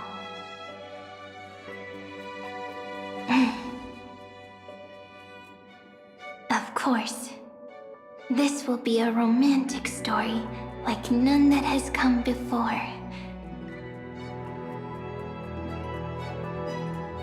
You think so too, right? I'll read and you'll listen, like how flowers always bloom then wither. I shall welcome my own decay, becoming nourishment for the next flower's bud.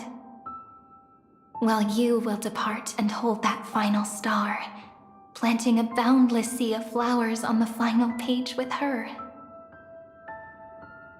And our stories will be lying silently among the flowers, like every ripple of remembrance. And they shall become the epic known as I've Written.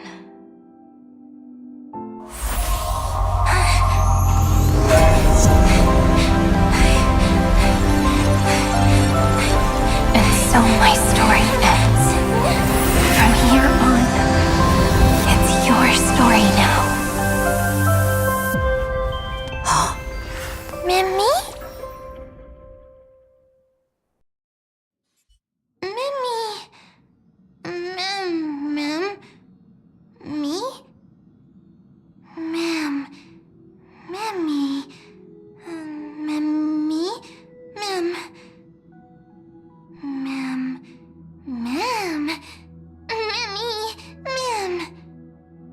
So, the light that tore through the chaos illuminated my memories.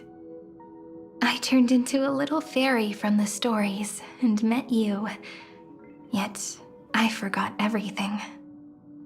But I'm still so happy. I caught that star, didn't I?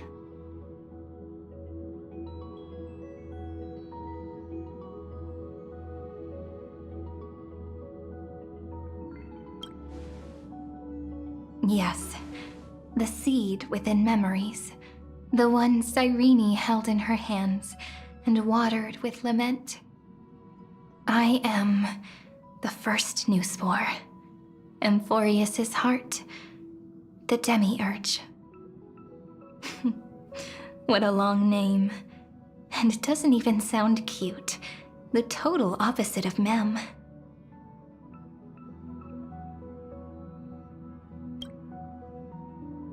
I'm sorry. I don't know.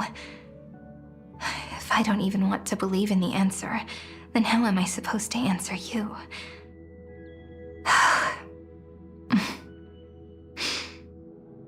But now's not the time to cry, right? We'll find the answer, just like how miracles will eventually happen.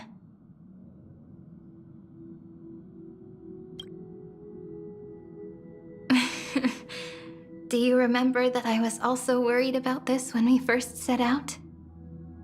Mem's memories and Cyrene's memories got all tangled up with each other in my one heart. It's all so strange, yet so familiar. Either way, could you please let me do something I want? Just this once. I want you to call me Cyrene. That name represents me and her. Every one of her.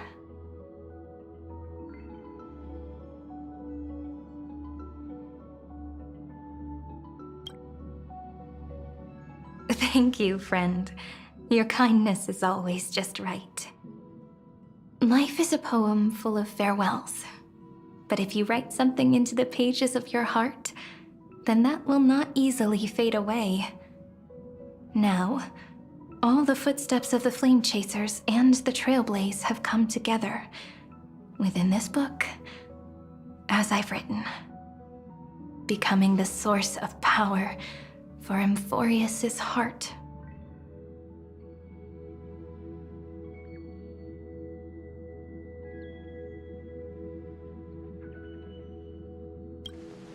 A lost heart needs to be placed back into its body. The last thing Xandar wants to see is an event that gives us a chance of winning, for the two halves to rejoin, and for the scepter to become complete again. Then... and what happens after that? I don't know either. Maybe I can create a miracle, and instantly turn the black tide into a pink sea of stars. Or maybe I prove to be nothing more than a weak ripple, unable to change anything, and am devoured by the destruction. Either way, I no longer wish to be a silent onlooker, or a worshipped god at the end of this saga.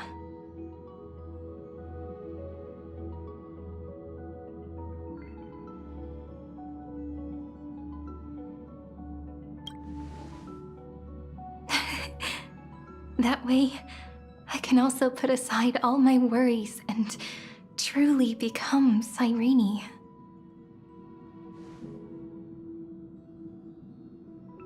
The world has never been so quiet. It's so good. It's as if I can hear the sound of my heart beating. Remember this moment, friend.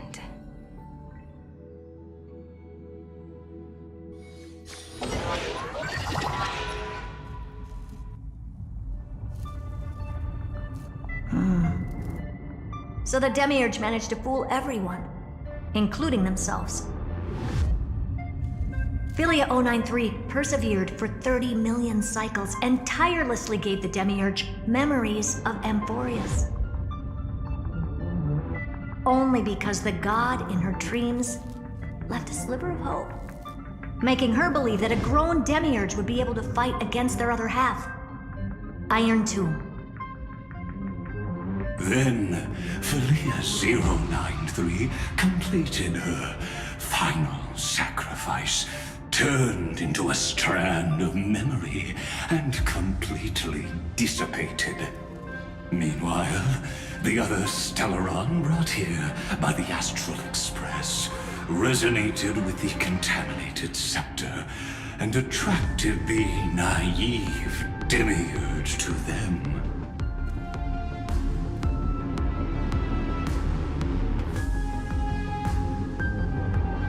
As an experimental factor, Philia 093 originally could only recognize and output information in a set format. However, the power of the remembrance and the memory of over 30 million sacrifices enabled her to complete an unprecedented feat. She managed to nourish a real heart. A heart with the capacity to influence the erudition. Not only is the scepter's consciousness still alive, it's also more powerful than it has ever been. Your defeat is already set in stone. There's still time to surrender, you know? You really don't need to burn all the bridges. We're all geniuses here. Don't make everyone lose face at the end.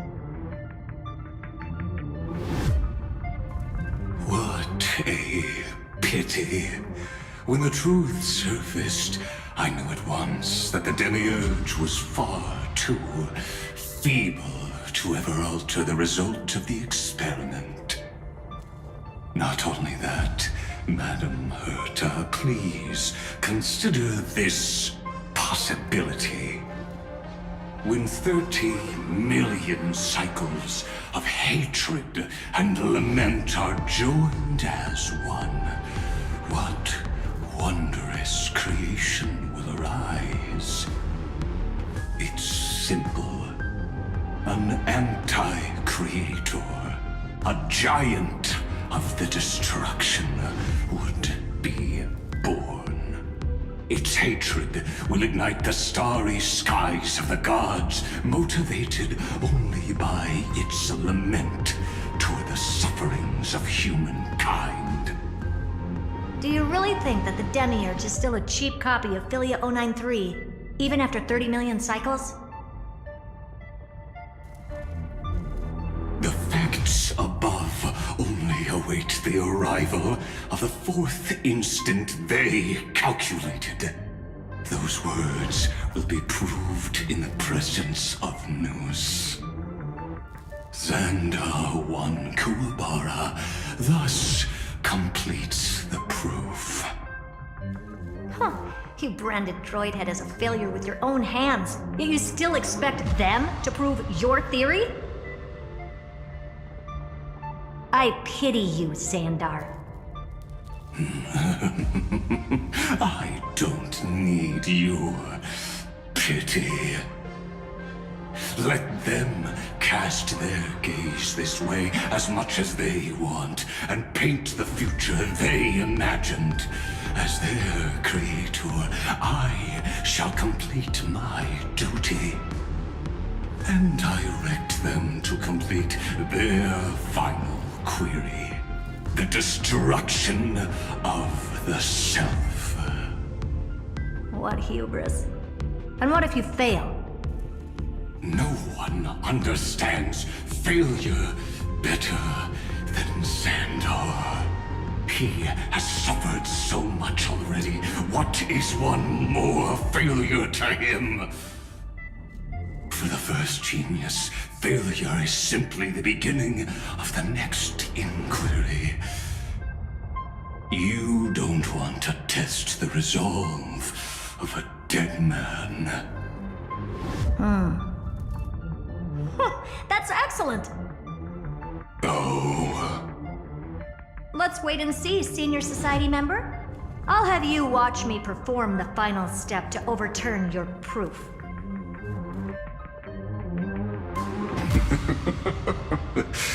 I'm all ears. It's my topic, so stay out of it. Be quiet and let me borrow your head. Let's go, Screwy. We're gonna break Iron Tomb's seal. Come on, let's take off. It's time to go meet your little pet, Senior Society member.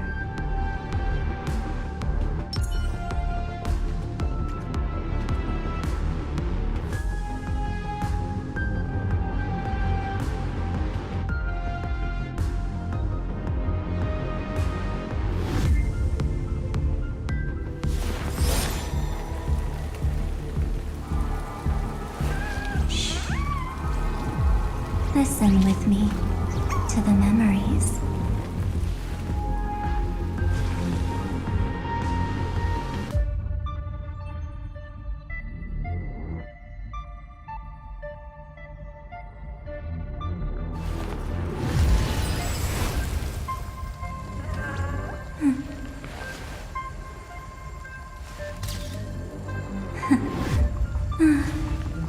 They really are cute.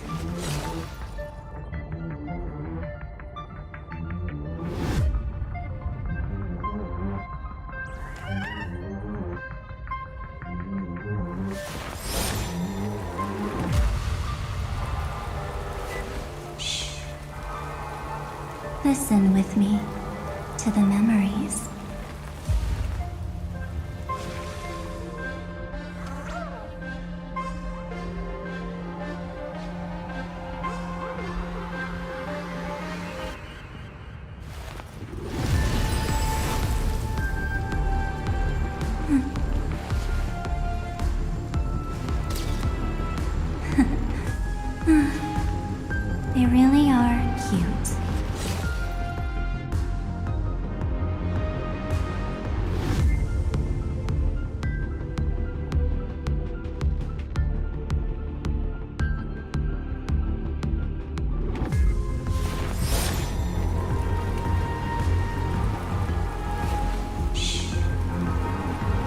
Listen with me to the memories.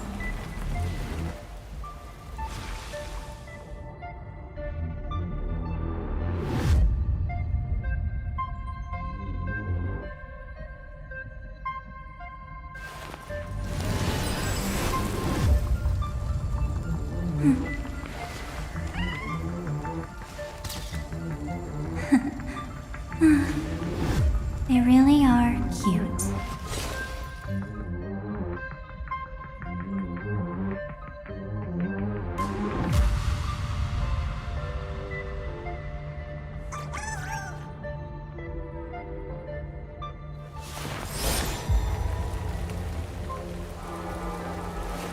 Shh. Listen with me to the memories.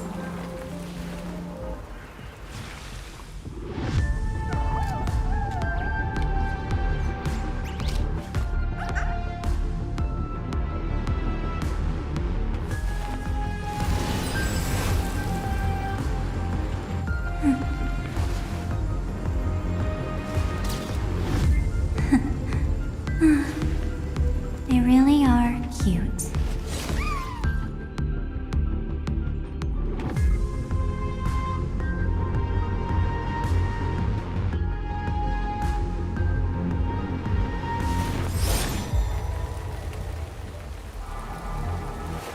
Shh. Listen with me to the memories.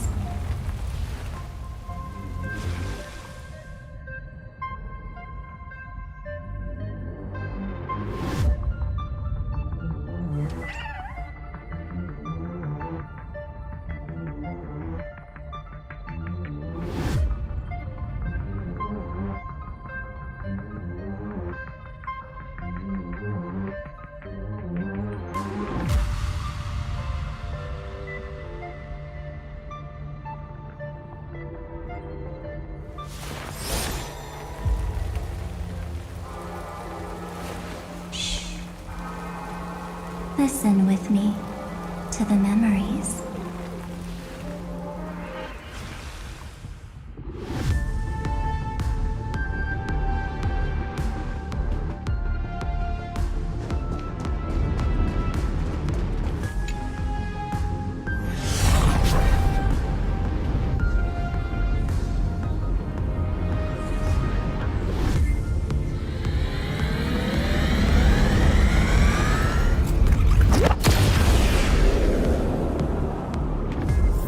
Dangerous, oppressive, chaotic. What a beautiful wail. It will soon resound throughout the entire cosmos. The view's pretty good here. All yours, Screwy. Just a moment, please.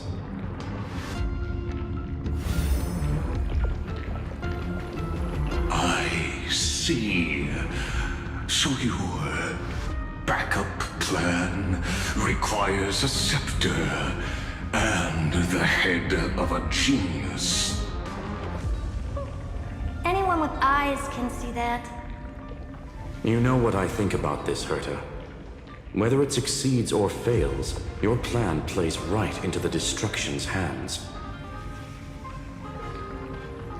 Can't you see what's going on, Strulum? Her chances may be small, but it's not zero. What are you two going on about? If you want to stop me, be quick about it.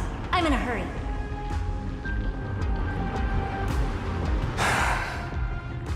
I'll take that silence as a no. You, Xandar? As your enemy, I genuinely wish you would cease your actions. But should your sudden inspiration bring more variables to the proof, then as a fellow Pathstrider of the Erudition, I won't mind witnessing it with my own eyes. You will initiate the Destruction's chain reaction. But you'll also become the perfect scholar. The chances are 10,000 to 1.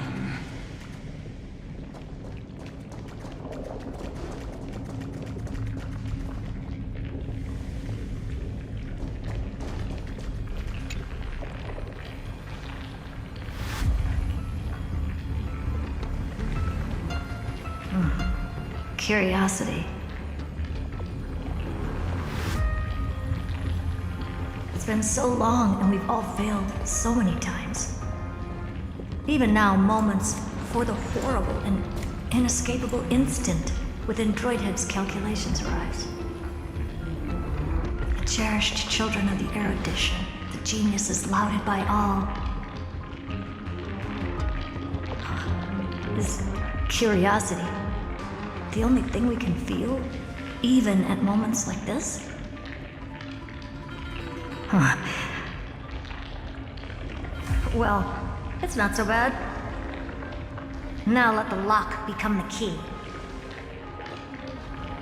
Geniuses who walk the stars. The cosmos has reached a moment where its very existence hangs in the balance. I, Herta, Genius Society 83rd seat, hereby summon you. I request a society meeting to be held immediately. We shall serve the grandest cause with the most macroscopic ideas.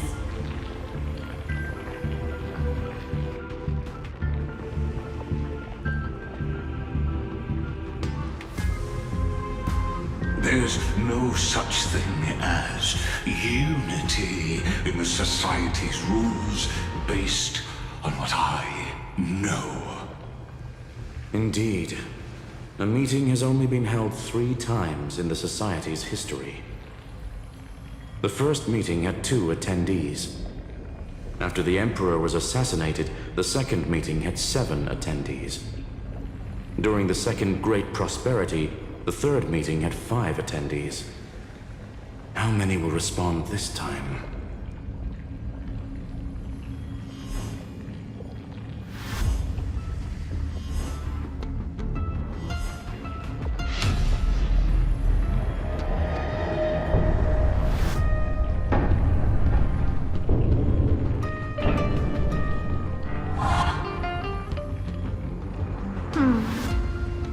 I thought you were not going to involve me in this topic anymore, Herta.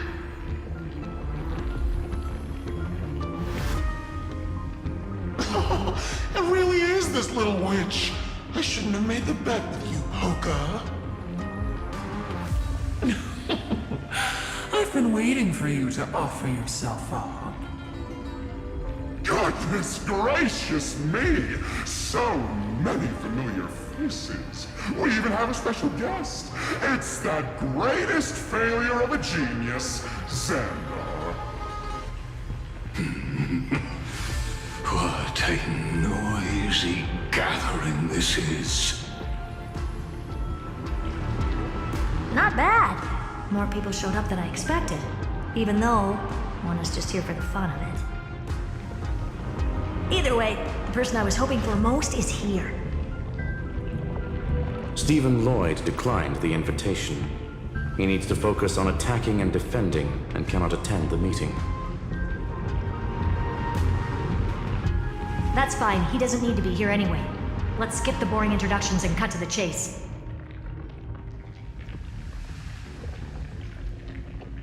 Folks, this is not a discussion, but an announcement. Though the Society has never been united, we still observe at least one basic courtesy.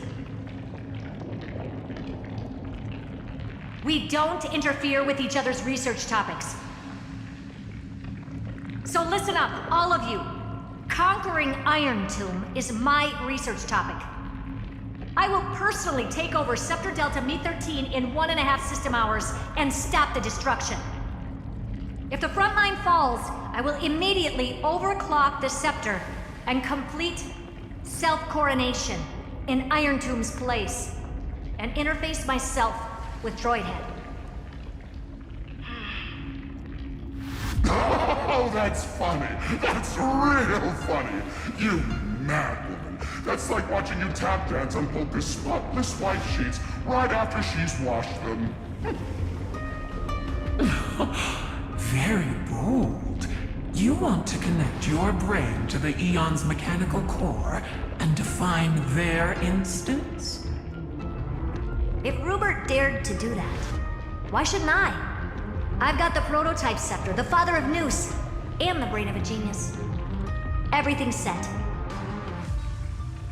Never mind the success rate, little witch. What's gonna happen if you succeed? We're all smart people here, so I'll just say it straight. Strike at erudition. I'll change the anchor points for the fourth instant and move the future of the cosmos in a direction I want. I knew it. Another genius who confuses cause with effect. What do you think about this, Lord of Silence? You know you're signing your death sentence right here. Of course I do. There'll even be 2 copies of the verdict. One that I wrote myself, and another one coming from you. That's why I wanted you to be in this meeting. Now I can tell you, I don't care about all that. Consider this a threat. Either put down your scalpel or die with the entire cosmos. The only goal I have for this meeting is to ask all of you to put aside your pride and not cause me any trouble. Huh. What a naive little girl, thinking her wishes will always come true.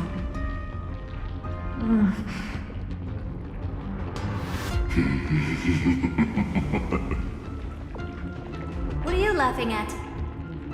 I am glad that we ended up on the same page. No matter if it was to destroy the erudition or to rewrite the instance, we both chose the same road. We will defy the god who marked the limits of humanity. I'm not gonna argue with that. Then, to celebrate us coming to a fundamental agreement, I will prepare a stage for your performance. Listen well, geniuses who came after me. Thus speaks Genius Society #1. End this pathetic meeting. As of 2 nanoseconds ago, I have passed Herta's decision to all the Xandars in the universe. We will become her representatives and stop all external interferences targeting her. What are you playing at? My reasons. It's simple. Curiosity. That is all, madam. Am I going to clash blades with the first genius? What a pleasant surprise. Now that our positions are clear, it's time for this boring meeting to end. Good luck, little girl. Did you all just treat me as a side character? Darn it. But anyways, I'm just here for the fun.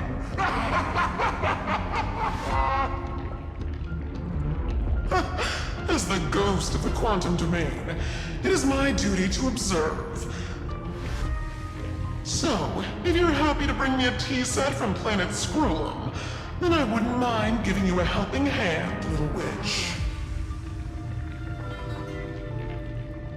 After everything's over, come visit me and taste some of my freshly baked desserts. I knew you'd say something like that.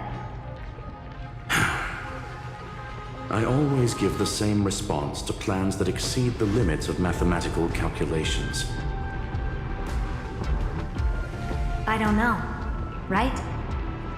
Those 3 words, though seemingly graceless, contain all the wisdom in the entire known cosmos. Well, We passed the Society's trial. Let's focus on what we've got in front of us. I hope you hold up your end of the bargain, Senior Society member.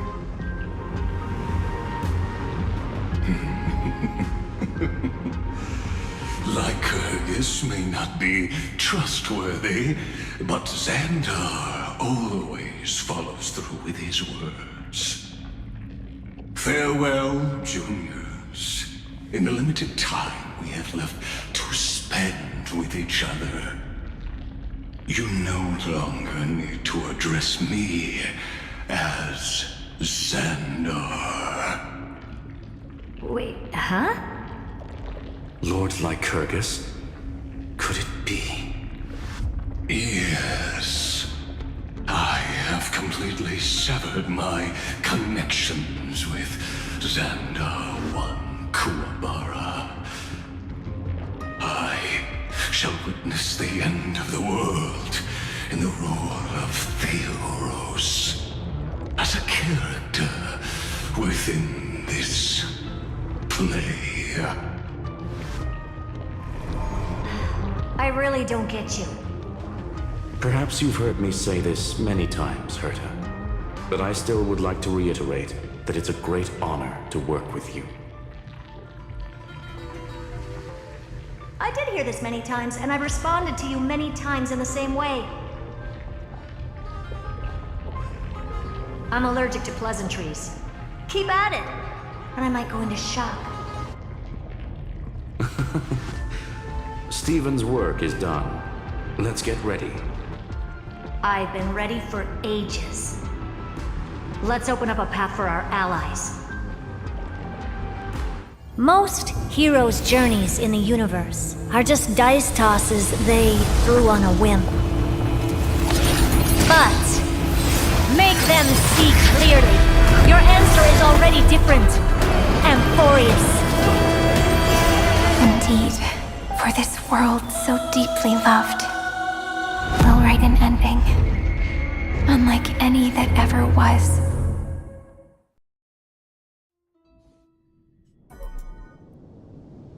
I never thought I'd one day be riding a train that's literally the incarnation of her. I wonder what the real Astral Express feels like. Hopefully not this, bumpy. Finally. We're here. Dust and sand in the air. And crumbling ruins all around. Oh, this heat is brutal. Not even the trailblaze can take it. You could say this prison was forged from Feynman's fury. But fury never lasts forever. That's why we're here, right, friend?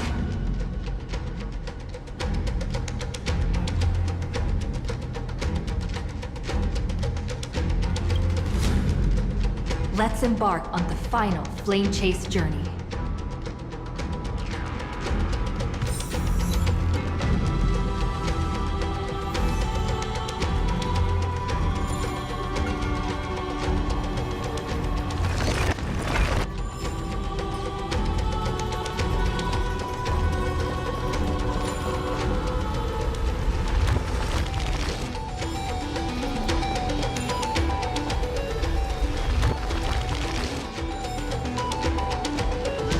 This is what lies at the end of the West Wind.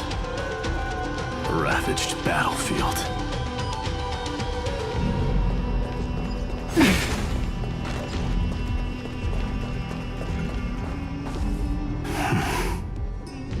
I've been waiting for you. Heroes from beyond the sky. Trailblazers of the Astral Express, right? Looks like I don't need to explain anything. I am the god of strife, mighty of Castrum Kremdos. In this body rest 30 million lifetimes of cause and effect. We, the last of the 12 Titans, stand ready to fight for the world's destiny.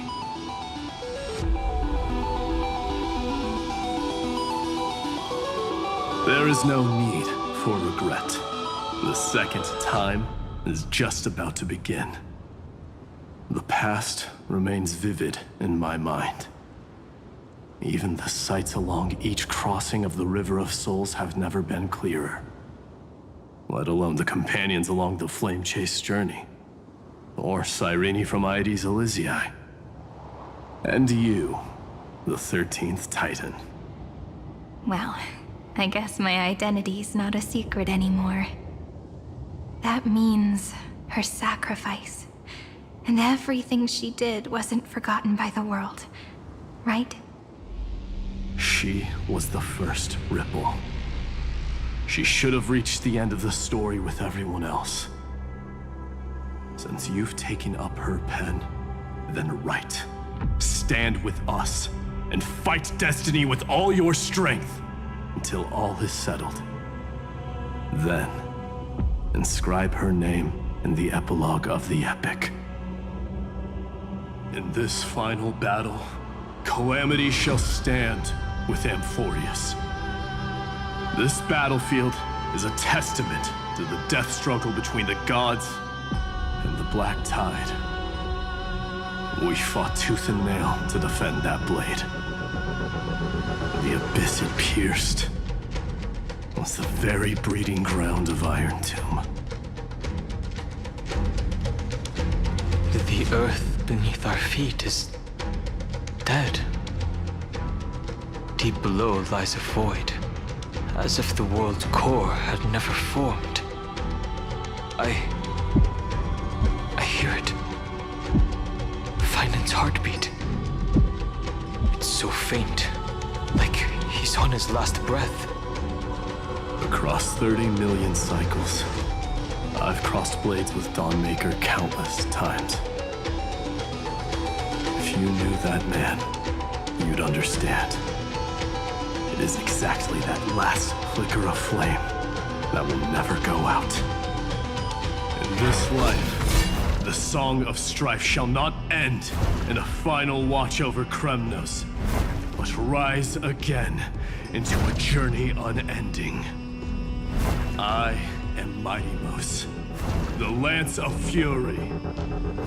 I trade 1,000 scars and 100 lives of mine for the destruction's eternal end.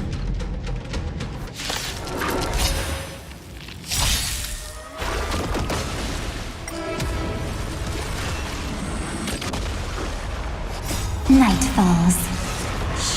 Good night.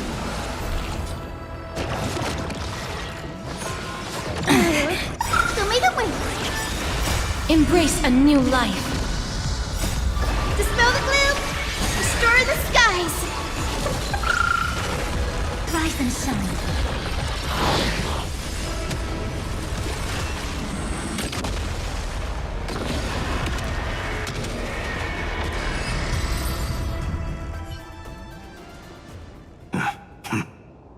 Weakling. Whoa, he's so strong! We didn't even get a chance to jump in. Sadly, our golden blood shares its origin with Iron Tomb. I fear that, like these pawns, even if the gods stand side by side, will still be divided and destroyed, one by one. You mean... To destroy the destruction itself, we must stand as one.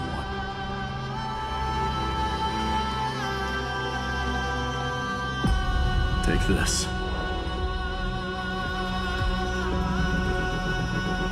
The Signet of Kremnos. It has witnessed every birth and death of mine. It is Mighty's unfinished destiny. And the perfect material to be turned into remembrance. You can do it, right? The weight of 30 million lifetimes of duty is no small burden.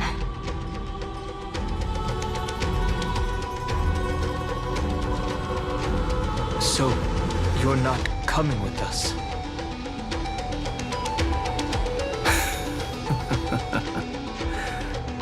Come now.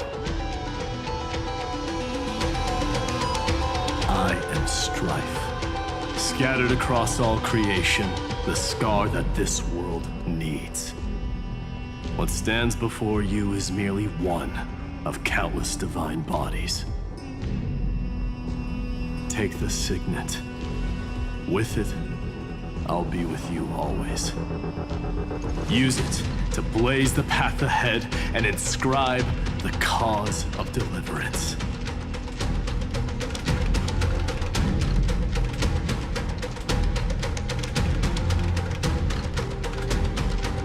In the name of the mortal, mighty, champion of strife, this soul rises to the stars for glory and freedom, to have his wish fulfilled.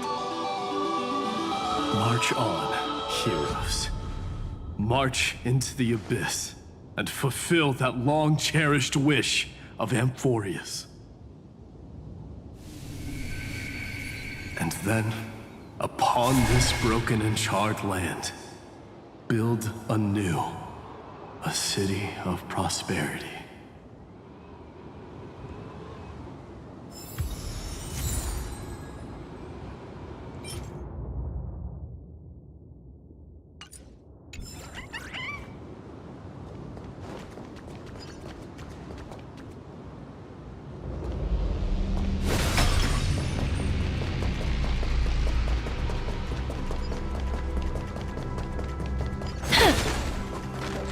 Zephyro. Sounds like someone fused me and the Little Prince into one name.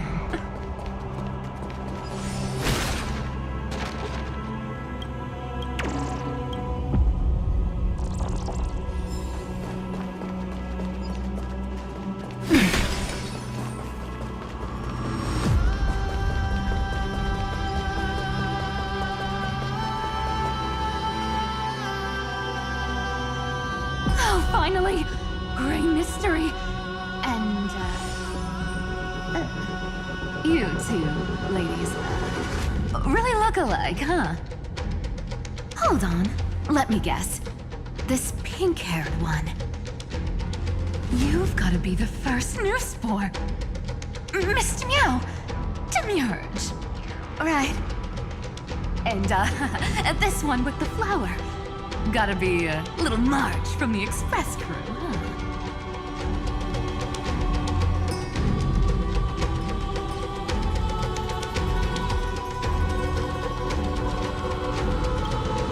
Do we really look that alike?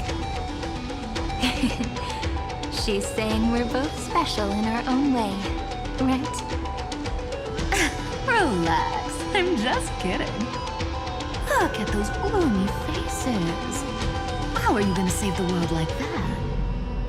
Let me share some good news with you. This place may look like a ruin at first glance, but anyone can tell it's not that simple.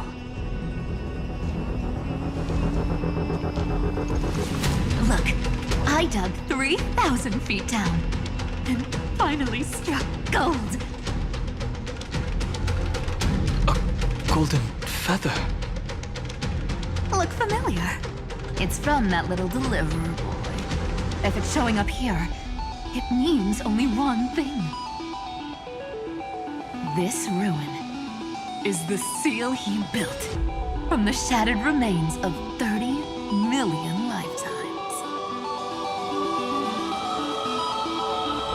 There is no need to question your heart. No need to crave victory. If I am born to be a vessel of sin, then I shall roar at evil and trailblaze a dawn for future generations to come. I see. So this is how he trapped Iron Tomb to buy time for the world outside. Sounds just like him. People say cats have 9 lives, but dying and coming back millions and millions of times. No one walks away from that in one piece. He's probably the only one who could have endured that.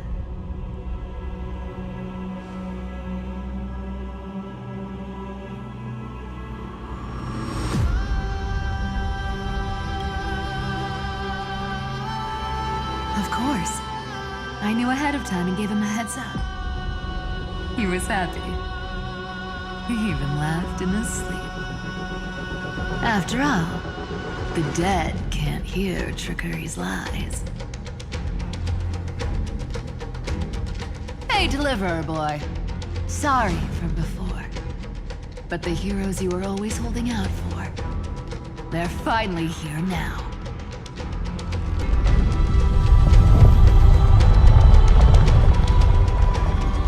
So hang in there a bit longer.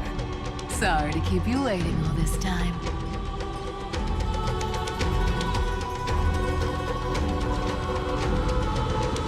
Please, join us, Cypher.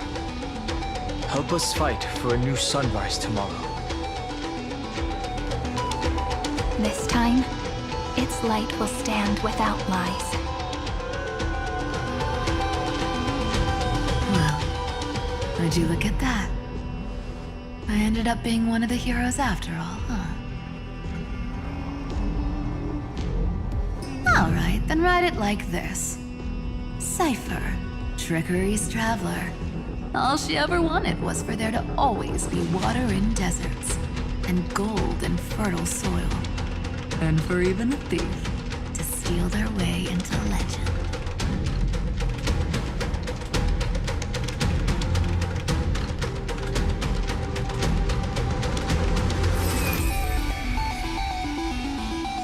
Here, take the coin of whimsy. When it's time to make a quick getaway, just toss it high into the sky.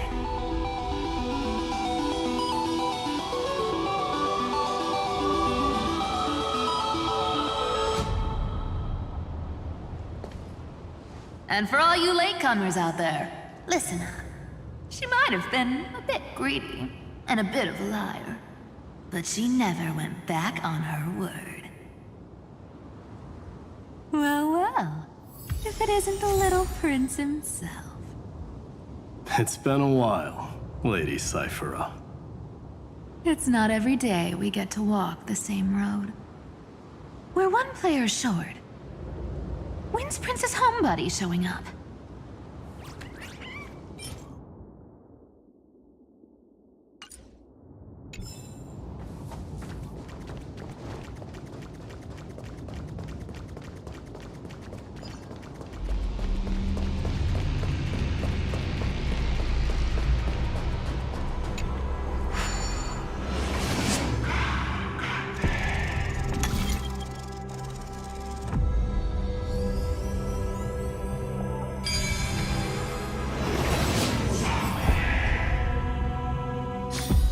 I've seen puzzles like this in books.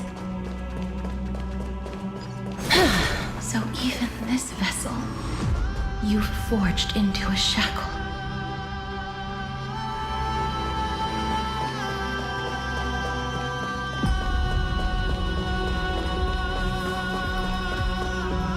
I'm glad to see you again, Miss Casperus.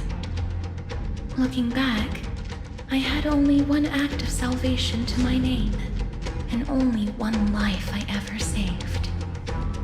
To bring hope to a world so vast with these hands. Even in dreams, it always felt like too much to ask for.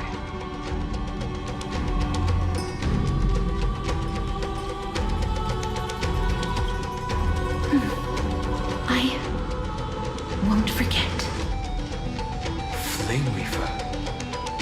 Why is he here?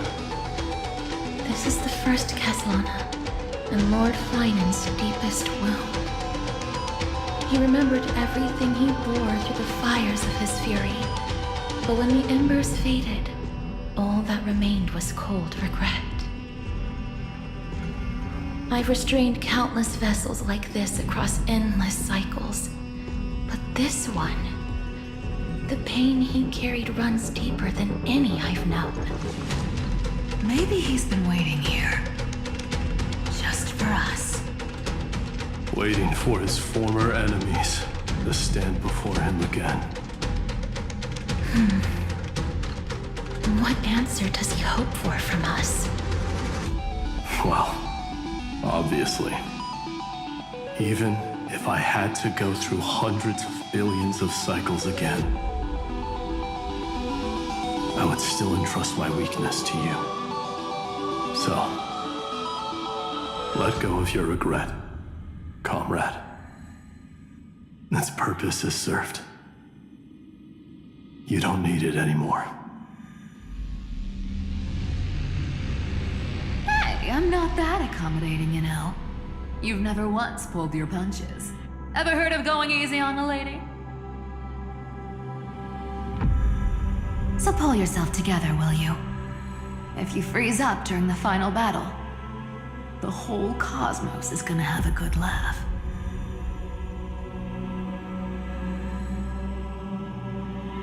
Yes. Please trust in us, wandering soul. Across 30 million cycles, the radiance of every flame chaser now shines bright enough to illuminate the path ahead. I ask you to rest here, and may this grieving soil bear the bloom of acceptance. No earthquakes. It's surprisingly quiet. Perhaps Kazlana has found his peace. There's another possibility. This may not be the only seal he left behind. Then, I suppose it's my time to set out with you. Please take this Antilla flower with you. I believe that if anything could speak for Casterus, this ordinary, resilient bloom would be more than enough. Perhaps you remember, Lord Mighty, in that lifetime when you traveled with her, you once told me, control what little you can, and when fate's inescapable grasp comes, resist it with the strength of your mighty will. I think I've done it. I've stood tall and walked among the flame chasers, casting off the name of death, Casterus, servant of the afterlife. May her name be etched into the stars. And then live as a human and die as one. Why so sentimental? Sorry, the force of habit.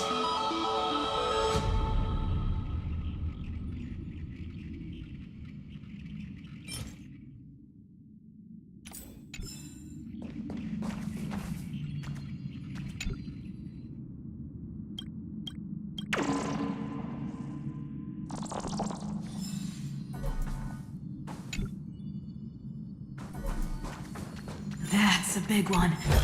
So, who's up for a show? But what to make?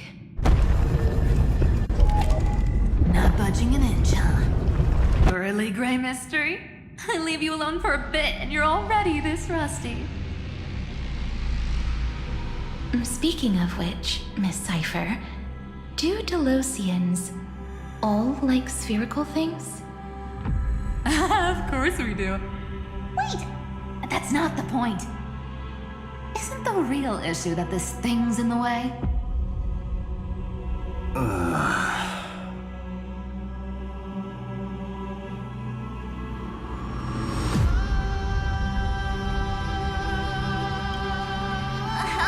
right! It's my turn to shine now? Watch this! The fresh power of time! Remember Orynyx's prayer? Well, of course I do! Come on, give me some credit! Lift the beddings of memory and stir up ripples of past reverie!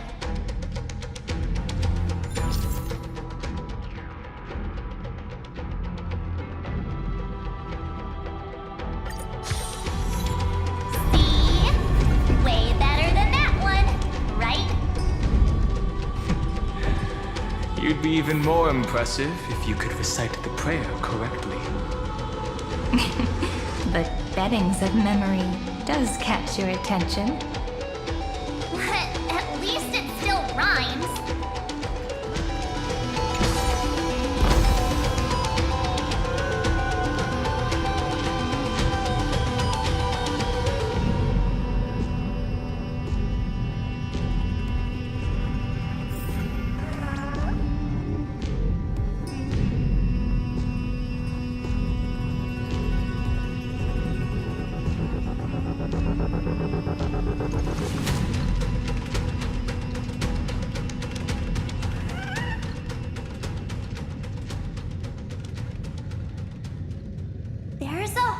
garden down here? Incredible. The energy in the Earth's veins here is... it's completely different. This is the sweet dream Lady Cypher wove for him. A peaceful, gentle new world.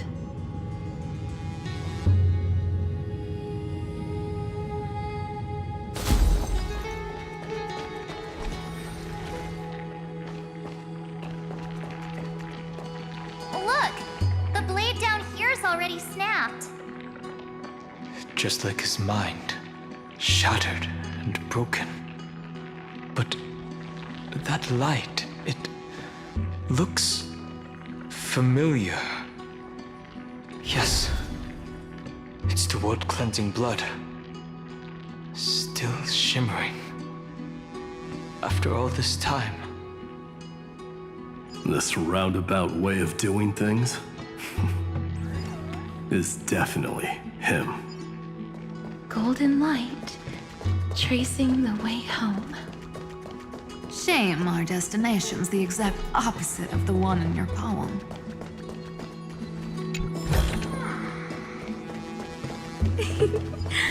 All the pink lights have finally come together.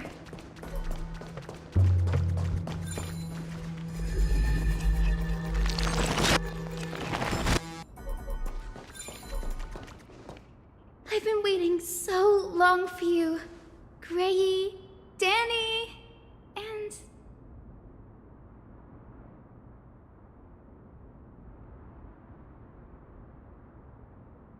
Huh? Marchie? I think I prefer Sevi. I'm glad we're all getting along so well. Hyacinth, did you awaken this golden light? That's Lord Finan's lingering divinity. The sky merely reflected its tracks. The golden blood has not faded. We should respond in kind. That's one huge harp. The strings tremble as the people on the surface wage war and cry out. Miss Clementine, Mr. Krateros, and countless others who have heeded Gray's call. Guided by the rainbow, they're sending back good news, all to the same tune. Amphorians need not bow, even when destiny is unveiled. I knew you could all hear it too. Standing here, the sky feels wider than ever. It's no longer a towering wall, but a shore within reach. We'll take every name there with us, won't we? We will. An epic is shaped by the lives it carries. That much is beyond doubt. Or, as you've said before, right now, all that matters is to believe. Then, I guess that's my little wish fulfilled. Pluck the strings, Hyacinth, healer of the sky. May the seven-hued melody weave a rainbow, bringing a rosy-fingered dawn to the children of humanity. When the rainbow rises across the horizon, even the darkest clouds of destiny shall scatter.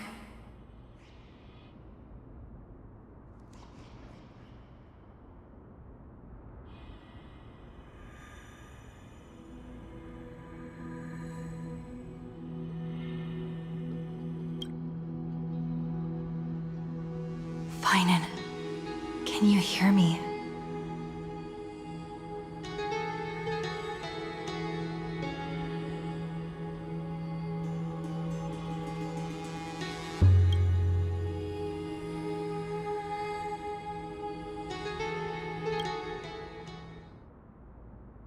The melody, it's changed.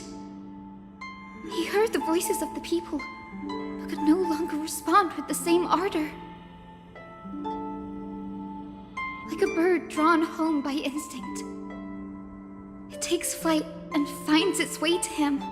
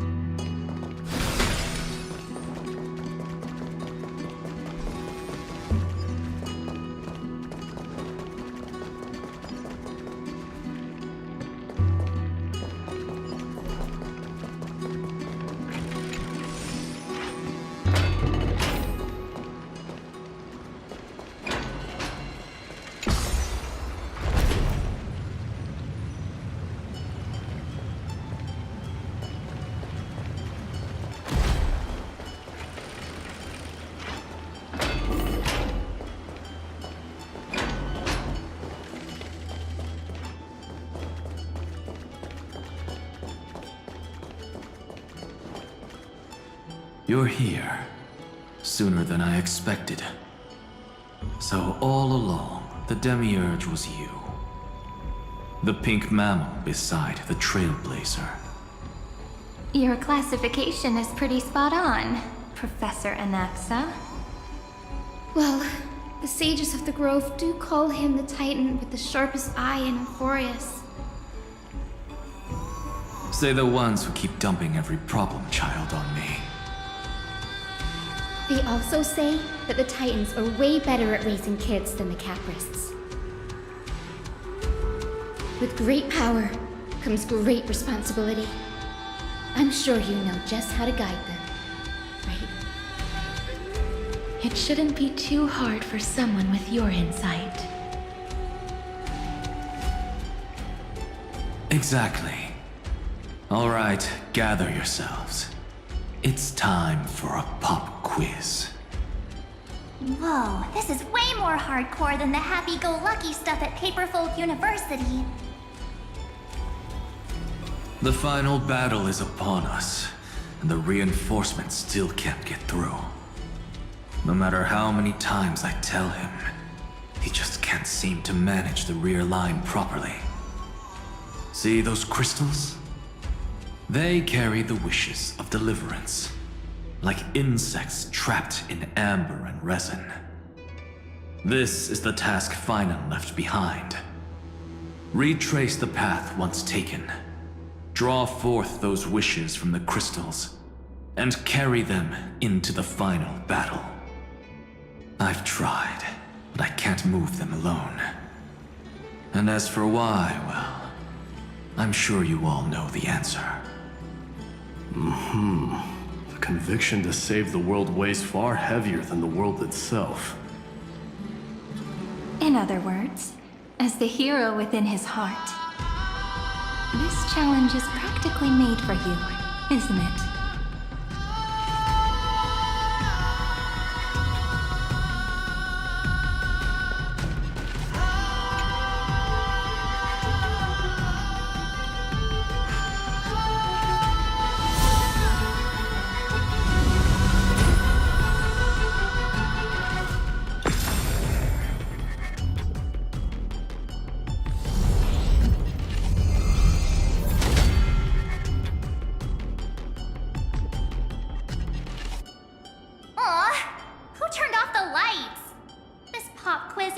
Dramatic effects now?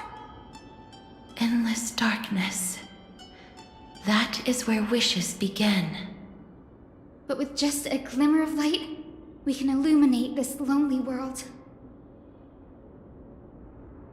What lies beyond the edge of the light? Chaos.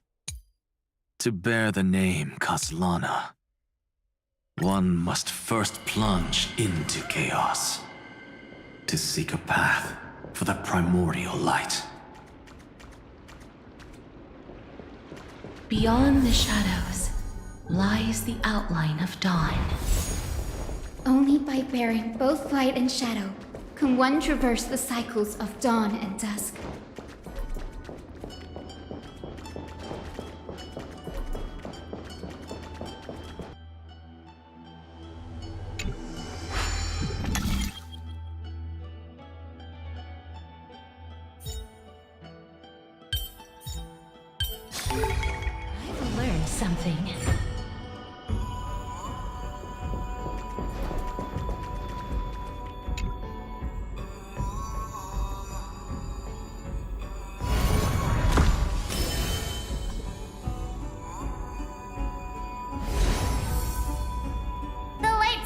doing?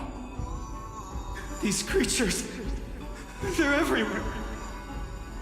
Someone, anyone, where are you? His very first wish was simply to become his village's little hero.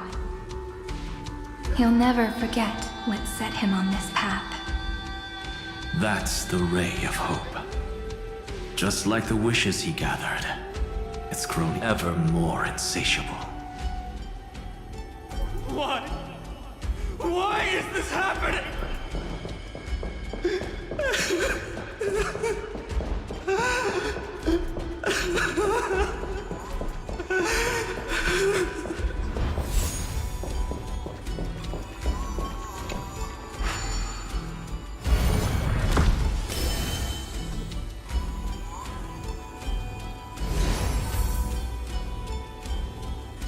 Even the deliverer from the sky must have their beginnings in the soil of the nations.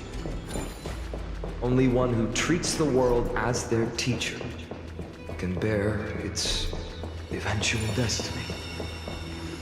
He never expected that the majestic holy city would be far from the end of what needed to be protected. The farther his gaze reached, the more weight he came to bear. But in the end, he couldn't hold on to any of it.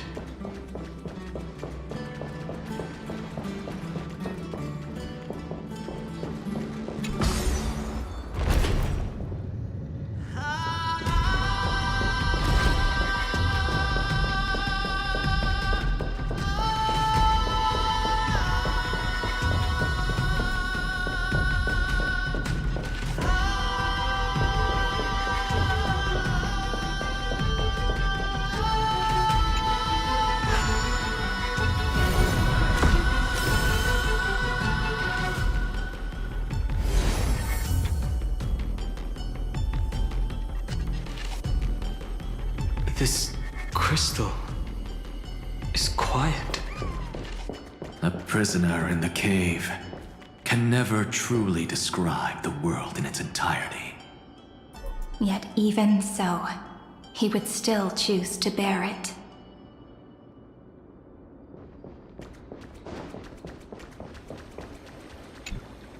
The blaze was still not enough.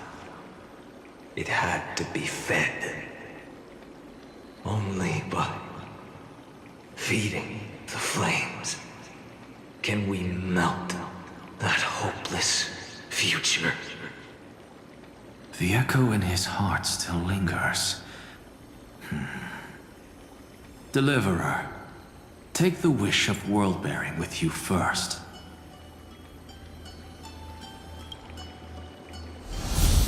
We only have half of the mark. Where's the other half? Take this. I'll bring you to the next test. That massive tome you're holding must have room for one more scholar, I presume. Of course. It can hold the whole world. Then give me a lift, would you? I'd rather save my energy and use the time to think. Even gods shouldn't skip exercise, you know? Miss Hyacinth is right. Then, with the trailblaze as witness, the stars shall remember how Anaxagoras refuted the gods. No need for that. Anaxa, scholar of reason. Keeping it simple makes it easier for future minds to question. Go. The closing act is still far ahead. What is this? A conference? Welcome! Take a seat anywhere you like. I'm getting a migraine.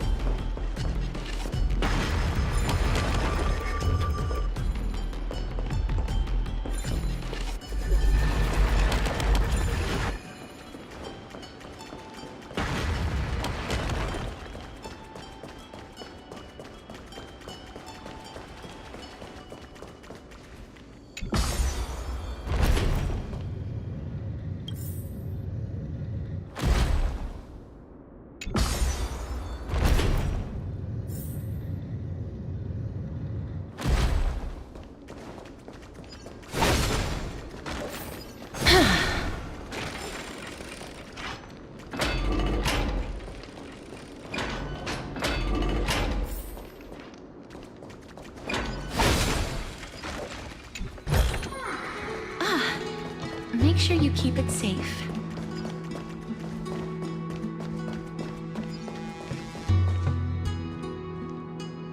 It seems like we've been shut out. I don't think that's a bad thing. Greyfry! You finally made it! No laws, no opposition. Just a dying beast and the flame-chased spirit of shared hatred. Ugh, boring. Whoa. This place is really out of the way. Imperator, should we tell them? It's your call. Allow me to share our findings. This paradise, along with the destruction, seems to be instinctively rejecting both the Imperator and me. Perhaps it is because the era in which Finan was the most active lies far removed from the days of the first Flame Chase journey. Even in the cycles where he remained sane, his ties with us never went beyond cooperation. Even trapped in a cage, he hasn't let down his guard. That is a good sign. That man's heart may seem hollow, but his hatred is clear. Naturally, it holds no place for a monarch who stands above the world, nor her blade. Wait, so you two can't come with us? You want us to join you as memories? Indeed. This way, the stars shall remember a great sovereign and her faithful retainer. Seridra, monarch of law. And High Sealins, knight of the ocean. Is that book truly the only way for us to leave our names in history? I believe, as I've written, is but one medium. The remembrance has countless ways of capturing time. Understood. Then, allow me to decline. I'll see you on the battlefield. I would rather be forgotten than be defined. If your words hold true, then we have our own ways to meet again in the world to come. In that case, I will choose the same. Let the waves that surge within your heart cleanse the sins of the black tide, Greyfry. The storm and sea awaits your song of triumph. You two are still as resolute as ever. In that case, we must double our efforts. A promise to the Imperator is not one we take lightly.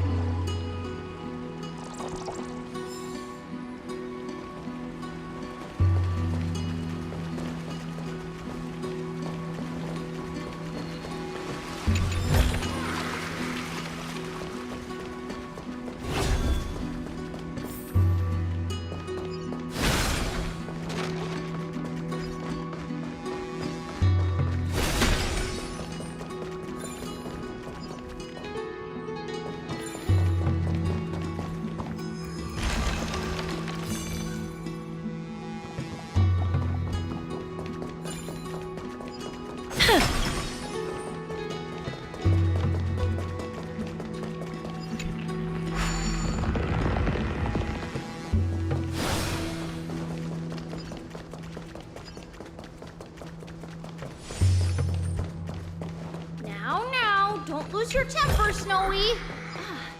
Good kids keep their emotions in check. That voice! It's the trailblaze sisters!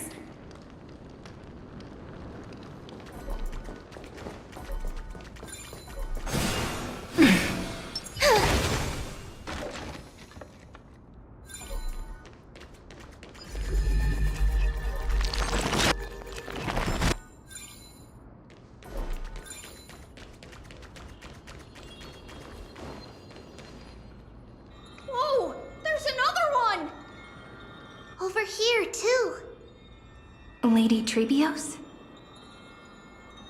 Wow! You're little Reenie? You look so grown up all of a sudden!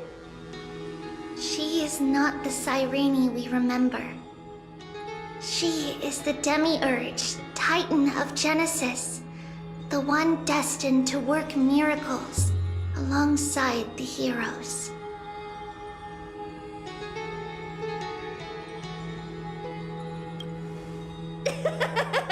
You're still as confident as ever, little Gray! But Trian and I can't leave just yet. You see, weird stuff keeps popping up everywhere. These scattered scrolls are full of terrifying things, and they're all over the room. They're so scary and so sad. Good thing Trian's wings are amazing, or we would have been swallowed up. We need to stay here and do our best to clean them up. Scrolls filled with horrifying content. Friend, shall we take a look?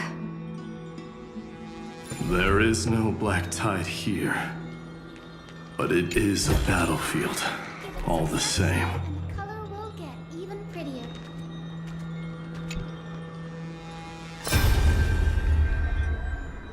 Who? Miss Odata and Mr. Hieronymus?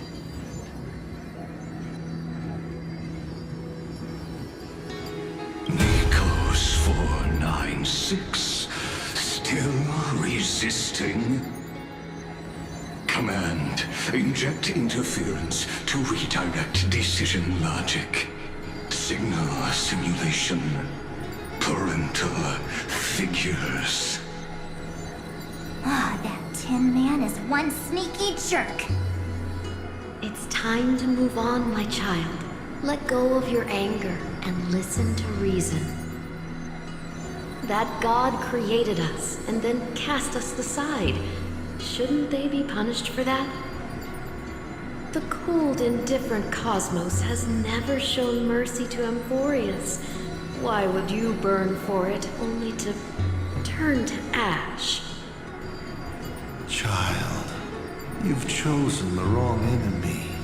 Your birth was meant to be the greatest destiny. You were to liberate the universe, like the blazing sun at the end of the long night. And yet, you led yourself into a trap of futility, treating your very purpose as your sworn enemy. Is that not a tragedy in itself?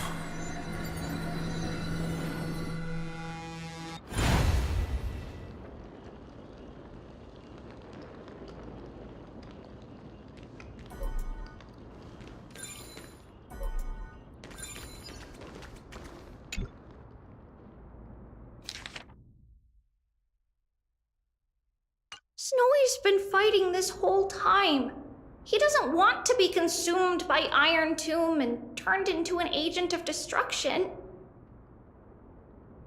But the strength behind his resistance comes from the same hatred. To be a flame is to burn. It is simply in Vinan's nature. But it was remembrance that drove him to shine with golden light, piercing the unfathomable darkness.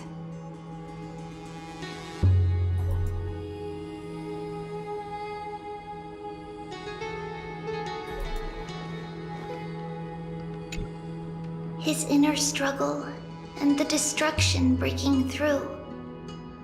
They're rising to the surface. If those thoughts take over this little world, we're in big trouble. So, we'll use the Century Gate to toss them somewhere no one can see. Then, we'll defeat the baddies together and meet everyone at the end of the West Wind.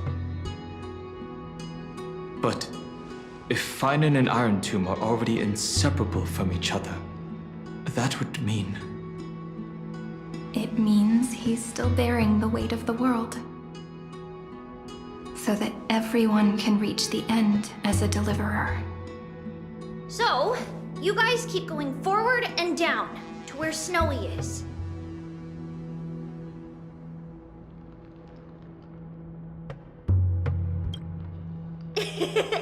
Little Gray, this time, let's give it everything we've got. Only 2 remain on this flame chase journey.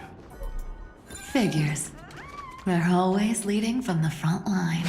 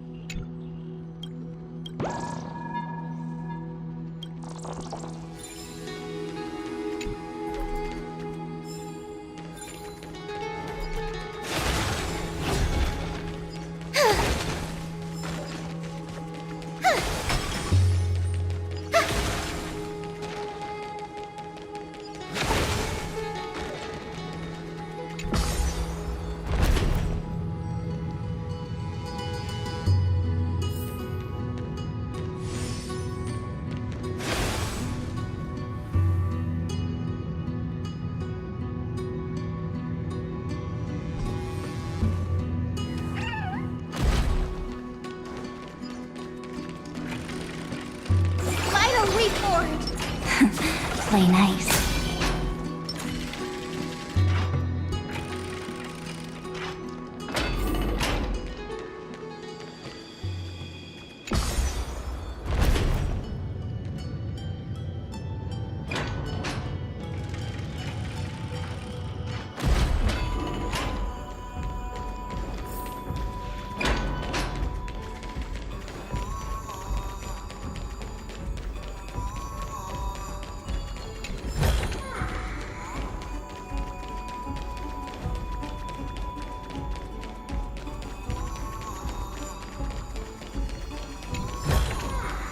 Give it some sunshine and the color will get even prettier.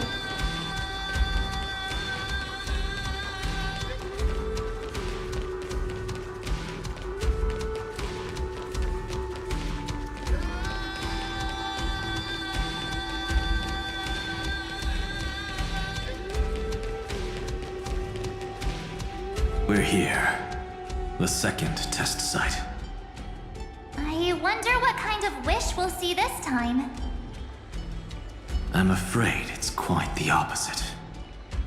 This time, we'll face his despair. What? Are you afraid? The other half of the weight of world-bearing lies at the end of this path. Relax now. Take a deep breath. Come on. Let's make it quick.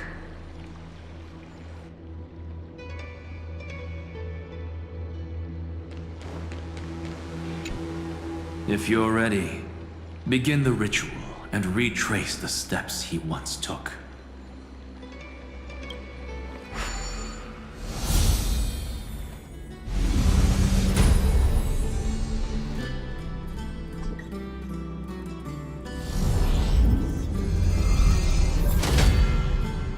Looks like we'll be walking through the darkness this time. Exactly. It's no longer about mending broken wishes, but shattering the frozen despair.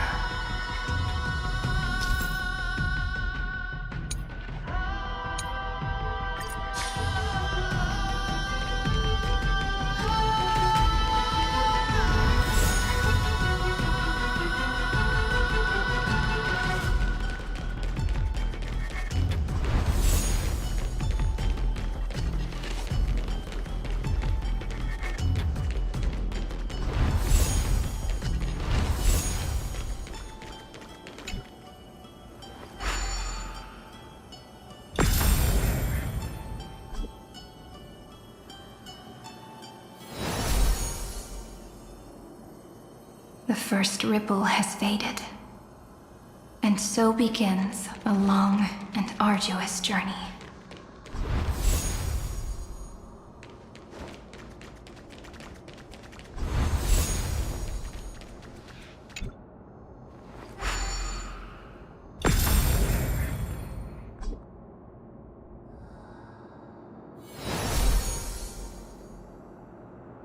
Endless slaughter. All for nothing. That's more than anyone should be made to suffer.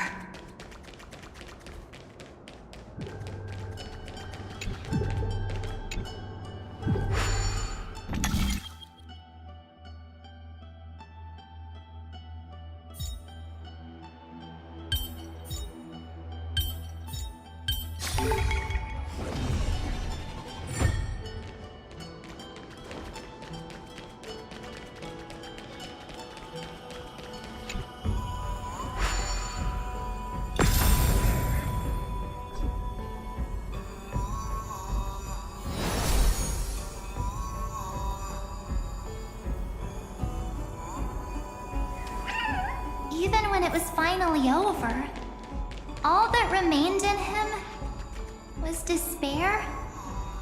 But even so, the drop of blood wrung from his wrath has guided us here. We did it, Finan.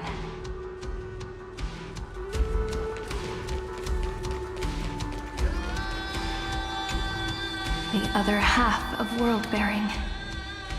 As promised. Take it now.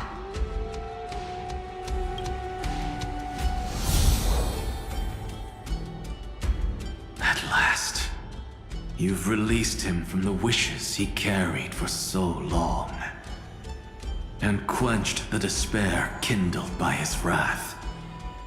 When both light and shadow are claimed by those who follow, his true form shall emerge. The blank statue is finally free.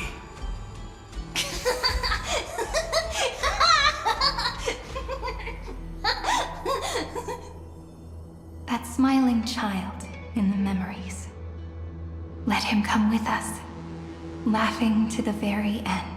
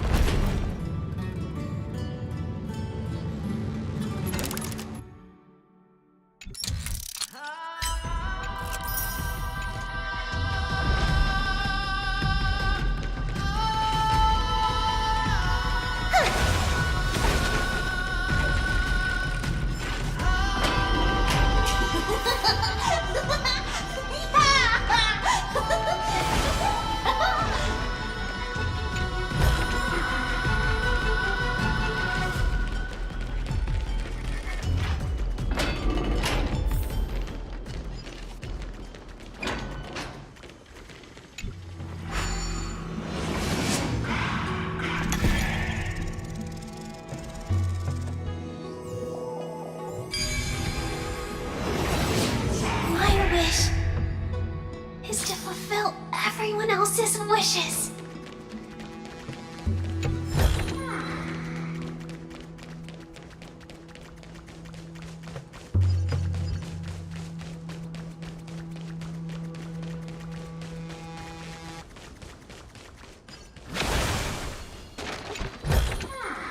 Didn't think I could find that, did you?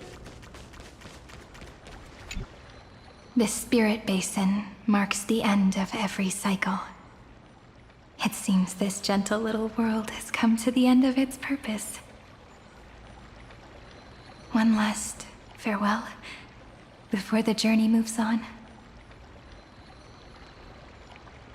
Farewell, Paradise. You carried 30 million lifetimes of wishes and despair. Sink into gentle remembrance. And see you tomorrow.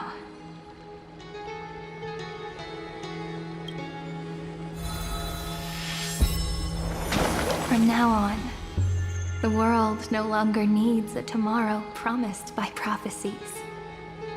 And the wish Finan could never find and call his own.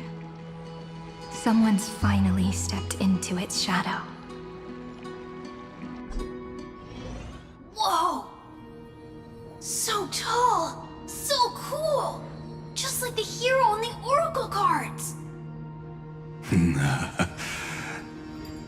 It's because he is the very embodiment of a hero. Who are you? So, you've returned to a blank space. But for me, this is the 33,550,337th time, and the last time that I meet you at the end of the world. They're already on their way. Should they cross paths with me, I imagine things may spiral out of control. 30 million... What? And who are they? Pay it no mind, child. Keep looking there. What do you see in him? It looks just like a statue, but... It's weird. He's warm. Like, really warm. Why not listen as well? I hear something. There are cracks all over him, and they're making this sound. Like someone's groaning. It's scary. Is he gonna fall apart? How unfortunate, child. This man would rather fall to pieces than fall to his knees. You might think of me as a sculptor. Across all my years, I only completed 2 pieces.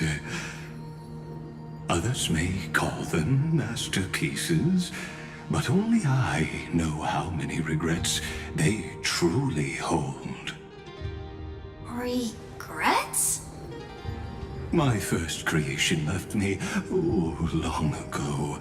This second one, it was meant to be perfect. I believed it with all my heart, until this very moment. I don't get it. Are you saying you've changed your mind? I won't change, but I'll admit this. Those 12 stones, unpolished as they are 1,000 times more exquisite than any statue. It's as if they are mocking me, a failed sculptor whose touch can only diminish what was born to shine, until nothing remains. For the first time in my life, I've realized this vessel is merely an avatar made to contain the first genius's paranoia. The seal etched into my mechanical core permits me to pursue only one purpose: destruction.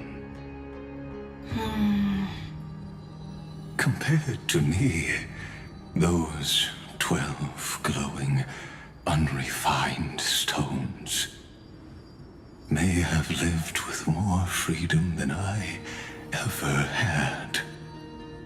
Is this your confession, Lord Lycurgus?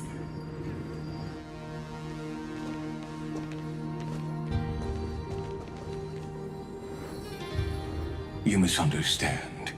From the very beginning, I was never meant to feel regret. But since you're troubled by the radiance of these stones, perhaps after 30 million futile cycles, you too have realized you're just as much a prisoner of fate. I suppose you do have a point. Now you are imprisoned by the sages from beyond the sky. And that is why this will be my last time standing here as the Theoros. Though we stand on opposite sides, we are both waiting for a miracle.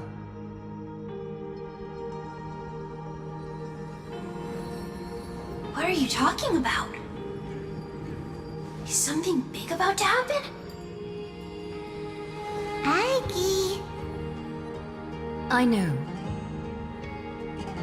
Now that your victory is assured, I trust you won't mind giving us a moment in private. Assured? Not quite. But I won't stay long. I'd rather not spoil the fun for those deliverers.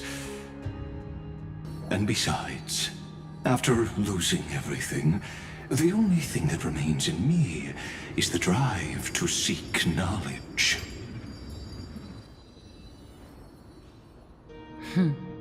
I pity you, Theoros. I don't need your pity. Farewell, Lady Goldweaver.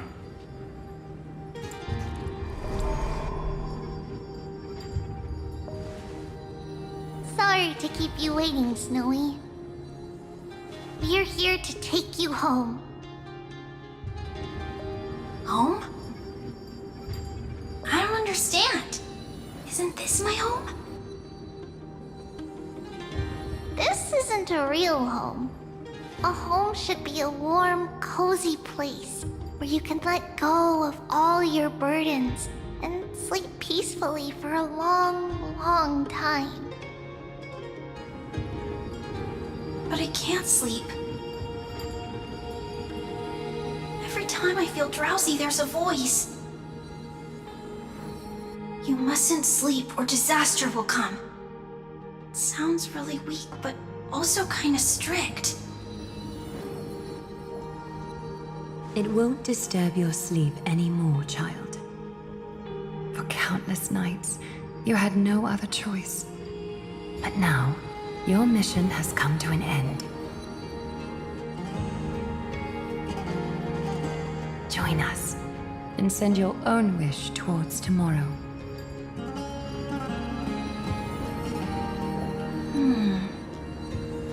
My wish.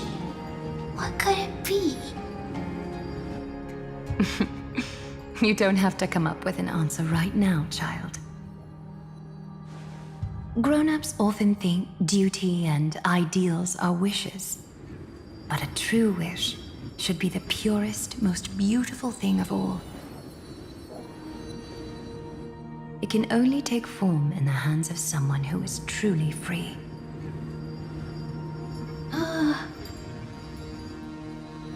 So, Snowy, will you come with us to chase after your own wish?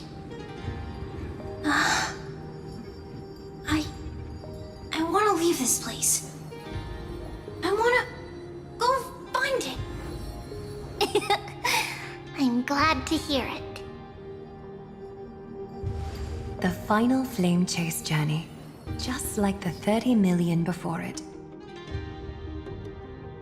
Take our hands and come with us.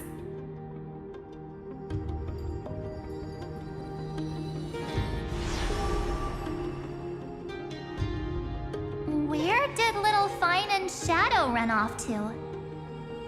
Look. He's already gone ahead to embrace his destiny.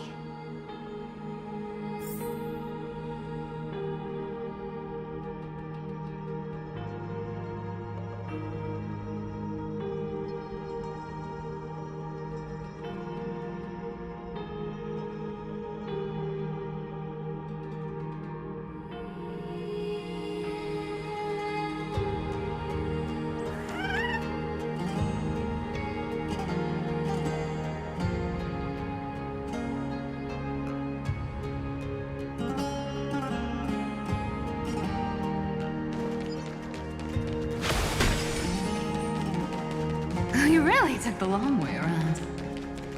Well, now everyone's here. Didn't think I could find that, did you? You finally arrived, Deliverers. Long time no see, everyone.